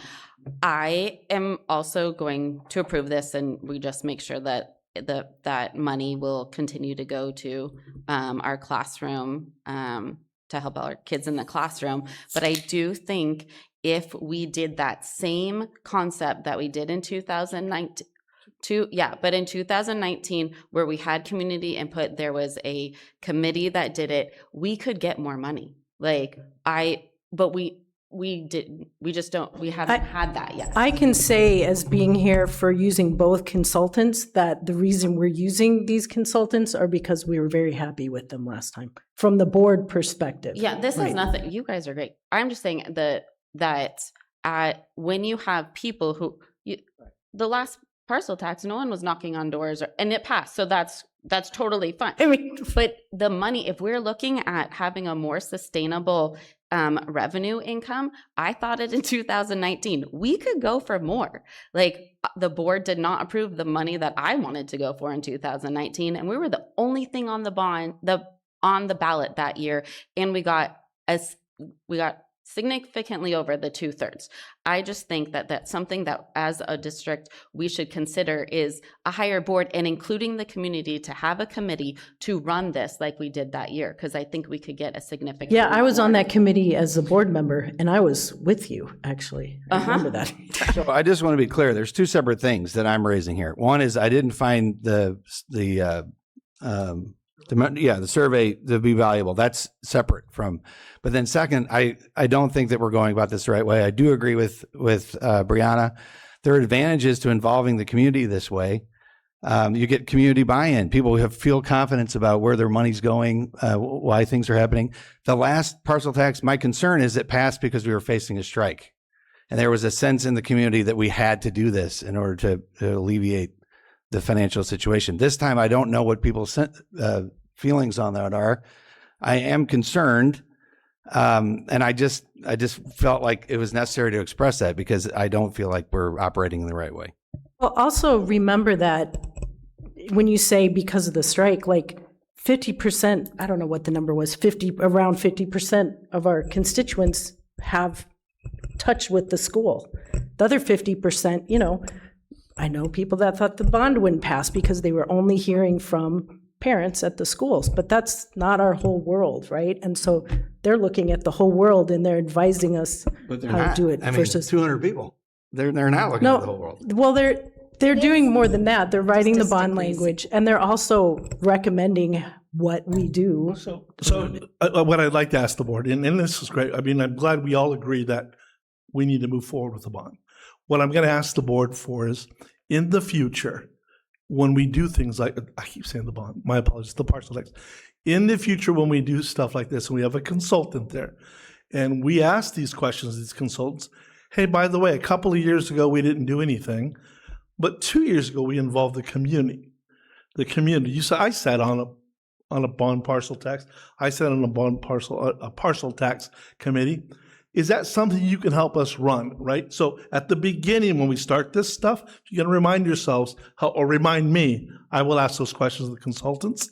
Not blaming anybody, but I think that would help build part of the community. I didn't know that, I'd never, ever heard, and Pete asked me today, this is the first parcel tax that I've ever done, right? I think we did one apart, but it wasn't as much as what we have here. But my point being is, let's remind ourselves that if there was a good process that we've done before, when we have any consultant that comes up here, let's remind us to see how we might be able to utilize that process that includes the community so that we have buy-in from our constituents. I will say I wasn't clear that I was clear last week, but I wasn't clear earlier this year that we were going for this. So I could have brought this. I just thought we were getting information. I had no idea that we really were serious about That was putting my impression of it anything too. on the ballot in November. All right, I appreciate that. Thank you. I knew it, but I think probably talking in our weekly, I probably asked about it in our weekly updates. All right, I'm going to move on to a board vote. Rosie? So this is a resolution. It requires roll call. Lisette? Aye. Pete? Aye. Brianna? Aye. Mary Beth? Carmen? Aye. This item passes 5-0. Next, we're moving on to item 4, public communication. And I will read, we will now open the public communication period on non-agenda or consent items. The board is committed to maintaining a respectful and productive environment that fosters a culture of civility where staff, community, and boards feel safe to express themselves and are free from bullying, harassment, and threats. The board welcomes your comments and requests that you express yourself accordingly. All members wishing to speak should complete a comment card and hand it to the executive assistant to the superintendent prior to the introduction of the item. Members wishing to address the board are allotted 3 minutes per speaker, but this may be reduced depending on the number of speakers per item. The total time for the public comments shall not exceed 20 minutes. Please note that the speaking time cannot be delegated to another person. As a reminder, CUSD board does not act upon non-agenda items except under limited circumstances as permitted by law. Matters raised during public comments will be referred to staff and further examination of the actions where appropriate. And seeing that there are no public comments, we'll open it up now to employee organization reports. Cabrillo Unified Teachers Association, CUTA. Okay, seeing that no one is here. Now it's the California School Employees Association, CSEA. Okay, and now we're going to move on to item 5, consent agenda. Items listed on their consent agenda are of routine nature and are not anticipated for board discussion. The superintendent recommends their approval. If any board member requests the removal of an item from the consent agenda, it shall be taken off and individually considered as a regular agenda item. The consent agenda requires a motion, a second, and an approval by a roll call. Each item approved by the governing board on the consent agenda is considered in full and adopted as recommended. May I have a motion? Real quick, I think I know the answer to this, but if I have a question about one of the items, we can't vote We on it. have to pull it out. Okay. So I do have a question about one of them. I don't know. I have a question about one of the jobs. I need to pull that out. I think we have to pull it at the beginning though, because we've already approved the agenda. We can still pull it. We need to amend the And agenda. then Okay. Which one is it? It's the job that would report to Israel, and I just want to make sure that, So can I move to yeah. Do we amend the need to remove agenda it? so we don't? So keep which going? one is it? Just Sorry. say what letter. I believe it's E. E, yeah. So it's not that I don't support it, Hold on, but hold I. on. no, So sorry. I move to amend the agenda to pull consent item E. Oh, and we're gonna then approve this first.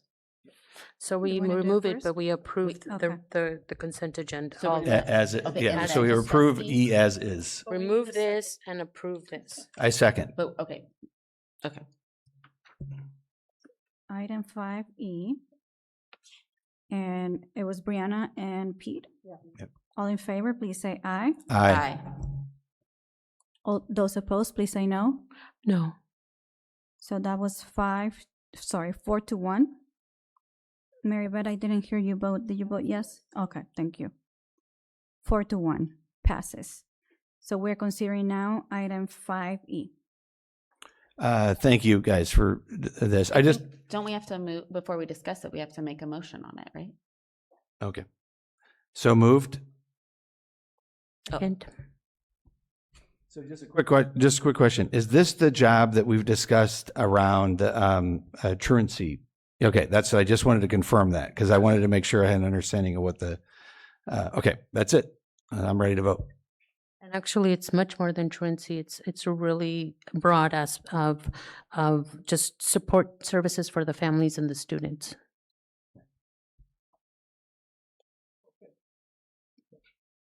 We have the motion, we have the second. All in favor, please say aye. Aye.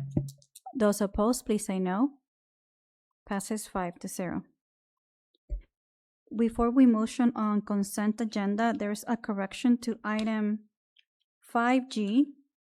The title reads Approval of Agreement with Consulting Services with Total School Solutions Consulting Group. The group changed their name and they're now School Consulting Group. So we just need to amend that. Make a motion to amend.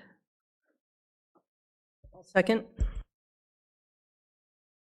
So now this is the motion to approve the consent agenda? Okay. This is roll call, so we are going to do roll call. Lisette? Aye. Pete? Aye. Brianna? Aye. Mary Beth? Aye. Carmen? Aye. Passes 5-0. Thank you, Rosie. Next item is item 6, governing board reports. And we will start with whoever would like to start.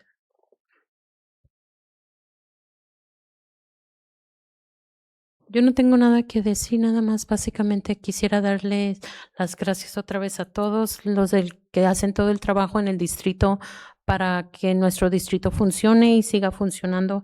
Y a todos los maestros y los estudiantes les deseo un buen verano, que lo aprovechen porque se pasa en un abrir y cerrar de ojos. Y a todos los que estamos aquí, gracias por su tiempo y por la comunicación y también por tratar de trabajar juntos como un equipo. I just want to reiterate, just thank all the staff and the teachers, the staff in the district office who really try their best to make this district work. Also, I hope everybody enjoys their summer because it will come and go in a blink of an eye. So I hope teachers and students and everybody enjoys their summer as much as possible and just recharge for another school year. And I just want to thank the board for, even though we have our differences, just working together and trying to get things done. And that's all I have to say. Thank you. I'm a ditto on that. And again, I just want to thank all our staff for the great year. And I also want to thank our district office staff for doing 2 meetings in a row, 2 weeks in a row, because I know that wasn't easy for them. 2 big agendas. So that's all I have.